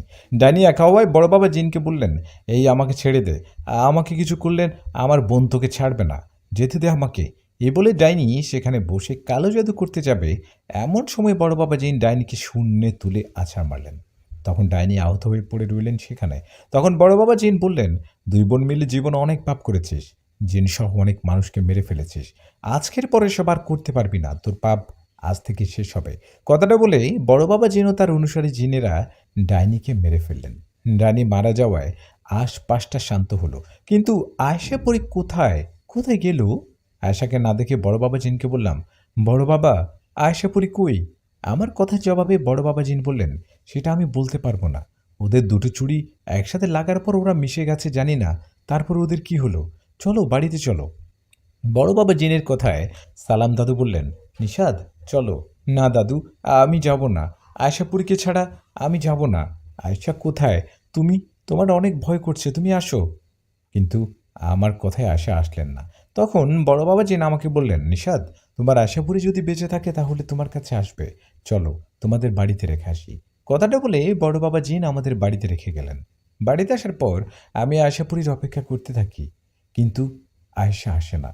আয়েশা না আসায় মা বাবাও অনেক চিন্তা করতে থাকে, আয়েশা কোথায় গেল। আয়েশা না আসার চিন্তায় আমি সে রাতে না খেয়ে শুয়ে ওর জন্য অপেক্ষা করি, কিন্তু সারা রাত কাটিয়ে যাবার পরও আয়েশা আসে না। আয়েশা না আসায় আমি কান্না করতে থাকি। তাহলে কি আমার আয়েশা বেঁচে নেই? আয়েশা কি তাহলে আমাদের বাঁচাতে নিজের জীবন দিয়ে দিয়েছে? এইসব ভাবি আর কান্না করি। আয়েশা না আসায় আমার মা বাবা আমাকে শান্ত হতে বলে, কিন্তু আমি কিভাবে শান্ত হব? আমি যে আশাপুরীকে অনেক ভালোবাসি। আমি আসার জন্য প্রতিনিয়ত অপেক্ষা করতে থাকি। এভাবে অপেক্ষার মাঝে কেটে যায় 1টি মাস। এই 1 মাস আমার দিনগুলো যে কেমন গেছে জানি না। পাগলের মতো হয়ে গেছি। 1 মাস পর একদিন সন্ধ্যার পর বাজার থেকে বাড়িতে ফিরছিলাম। তখন হঠাৎ আমার সামনে দূর থেকে সাদা পোশাকে একজনকে দেখতে পাই। দূর থেকে দেখে কিছু বুঝতে না পারলেও কাছে এসে বুঝতে পারি উনি একজন পরী। দেখতে মাশাআল্লাহ সুন্দরী। আমি পরীটাকে দেখে ওনার দিকে তাকিয়ে থাকি আর আস্তে করে বলি, কে আপনি? আমার কথায় সেই পরী বলেন, আপনি কি নিশাদ, আয়েশাপুরীর স্বামী? ওনার কথায় আমি মাথা নাড়িয়ে হ্যাঁ বলি। তখন উনি আমাকে বলেন, আপনি আমাকে চিনবেন কিনা জানি না, হয়তো আমার কথা শুনেছেন। আমি সেই পরী যার হাতে আশাপুরীর মতো শক্তিশালী চুড়ি আছে। আমি সেই পরী যার হাতে চুড়িটা ওই 2 যমজ ডাইনি বোন নিয়ে নিয়েছে। আমি আশাপুরীর সাহায্যে আবার সেই চুড়িটা ফিরে পেয়েছি। কিন্তু একটা দুঃখের খবর হলো, আমাকে সাহায্য করতে গিয়ে আয়েশাপুরী মারা গেছে। ওই পরীর মুখে কথাটা শুনে আমার আমার চোখ দিয়ে টপ টপ করে পানি পড়তে লাগলো। এমন সময় সেই পরী বললেন, আমি এই 1 মাস ভালো করে ভাবলাম, আমার জন্য যেহেতু আয়েশাপুরী মারা গেছে আর আমার হাতেও যেমন আয়েশাপুরীর মতো চুড়ি আছে, তাই আমি আপনাকে ভালোবাসবো আর বিয়ে করব। আপনি বিয়ে করবেন আমায়? ওনার কথায় আমি কান্না ভরা চোখে বললাম, আপনি এসব কি বলেন? দেখুন, শরীর ও মন সবার আছে, কিন্তু আমার ওই মনটাকেই লাগবে যে আমাকে তার থেকে বেশি ভালোবাসতো। আমার আশাপুরীর মায়া মমতা ভালোবাসা লাগবে। এক এক মানুষের ভালোবাসার স্বাদ এক এক রকম। আপনি যাকে হারাবেন তার মতো ভালোবাসা বা কেয়ার অন্য কারো কাছ থেকে পাবেন না। অন্য কারো কাছে হয় কম বা বেশি পাবেন। আপনি আমাকে আর একটা কথাও বলবেন না। আমি আপনাকে ভালোবাসা বা বিয়ে করতে পারবো না। সেদিন আয়েশা চলে যাবার পর ফিরে আসছিল না। ও ফিরে না আসায় ভেবেছিলাম ও মারা গেছে কিনা, কিন্তু আমার ভাবনা যেভাবে সত্যি হতে পারে ভাবিনি। কথাটা বলে কান্না করতে করতে বাড়ির দিকে যেতে লাগলাম। তখনই পিছন থেকে আশাপুরীর কণ্ঠে কে বলল, একাই বাড়িতে যাবা? তোমার বউকে নিবা না? আয়েশার কণ্ঠ শুনে পিছনে তাকিয়ে দেখি আয়েশা দাঁড়িয়ে আছে। ওকে দেখে দৌড়ে গিয়ে ওকে জড়িয়ে ধরে বললাম, আয়েশা, তুমি তুমি সত্যি বেঁচে আছো? আমার কথায় আয়েশা আমাকে শান্ত করে বলল, হ্যাঁ নিষাদ, আমি মারা যাইনি, আমি বেঁচে আছি। আমি তোমাকে পরীক্ষা করে দেখলাম আমার জন্য তোমার কতটা ভালোবাসা। তখন আমি আয়েশাকে জিজ্ঞেস করি, সেদিন কোথায় চলে গিয়েছিলে? আমার কথায় জবাবে আয়েশা বলেন, সেদিন আমি ডাইনির সাথে যুদ্ধ করার সময় বুঝতে পারছিলাম ওখানে থাকলে আমরা হেরে যাব। তাই ডাইনির চুড়ির সাথে আমার চুড়ি লাগিয়ে ডাইনিকে নিয়ে যায় সেই পরীর কাছে, যে পরীর চুড়ি ডাইনি ধোঁকা দিয়ে তার কাছে নিয়েছিল। সেই পরীর কাছে যাবার পর ডাইনির সাথে আমার যুদ্ধ হয় আর ডাইনি অনেক দুর্বল হয়ে পড়ে। তখন ডাইনিকে ভয় দেখালে ও জীবন বাঁচাতে সেই পরীর চুড়ি আবার ওকে ফিরিয়ে দেয়। ডাইনির চুড়ি খোলার পর ওর শক্তি কমে যায় আর তখন আমি ডাইনিকে মেরে ফেলি। ডাইনির সাথে আমি যুদ্ধের সময় আমিও অনেক জায়গায় আঘাত পাই। তাই 1টি মাস আমাদের জিনদের হেকিমের চিকিৎসা নিয়ে আজকে আসছি। পিছনে ঘুরে তাকাও, দেখো, ইনি সেই পরী যার চুড়ি ওনাকে ফিরিয়ে দিলাম। আয়শার কথায় পিছনে তাকিয়ে দেখি একজন পরী ওনার দিকে তাকাতেই উনি আয়শাকে বললেন, আয়শা, তুমি আমার অনেক বড় উপকার করলে। তোমার এই উপকার আমি জীবনেও ভুলব না। কখনো না কখনো তোমাকে সাহায্য করব। আমার নাম ফাতেমা। আমি ফাতেমা পরী। তোমারও তোমার স্বামীর জন্য দোয়া রইল। কথাটা বলে ফাতেমা পরী চলে গেলেন। ও চলে যাবার পর আমিও আয়শা চলে গেলাম বাড়িতে। বাড়িতে যাবার পর মা বাবা আয়শাকে দেখে অনেক খুশি হলেন। আয়শা ফিরে আসায় আমি সালাম দাদুকেও খবর দেই। উনি শুনে অনেক খুশি হন। বিপদে পড়লে বোঝা যায় আপন মানুষেরা কতটা ভালোবাসে। বিপদে আপন মানুষ চেনা যায়। আশাপুরীর প্রেম, আশাপুরীর ভালোবাসা আমাকে মুগ্ধ করেছে। আশাকে ফিরে পেয়ে আবারও দুজনে সংসার করতে লাগলাম। আশাপুরীকে নিয়ে আমার গল্প লেখা শেষ হবে না। সামনে আরও অন্য কাহিনী নিয়ে আশাপুরীর গল্প নিয়ে আসবো ইনশাল্লাহ। আজকে এখানেই শেষ করলাম। ভালো থাকবেন সবাই। আসসালামু আলাইকুম।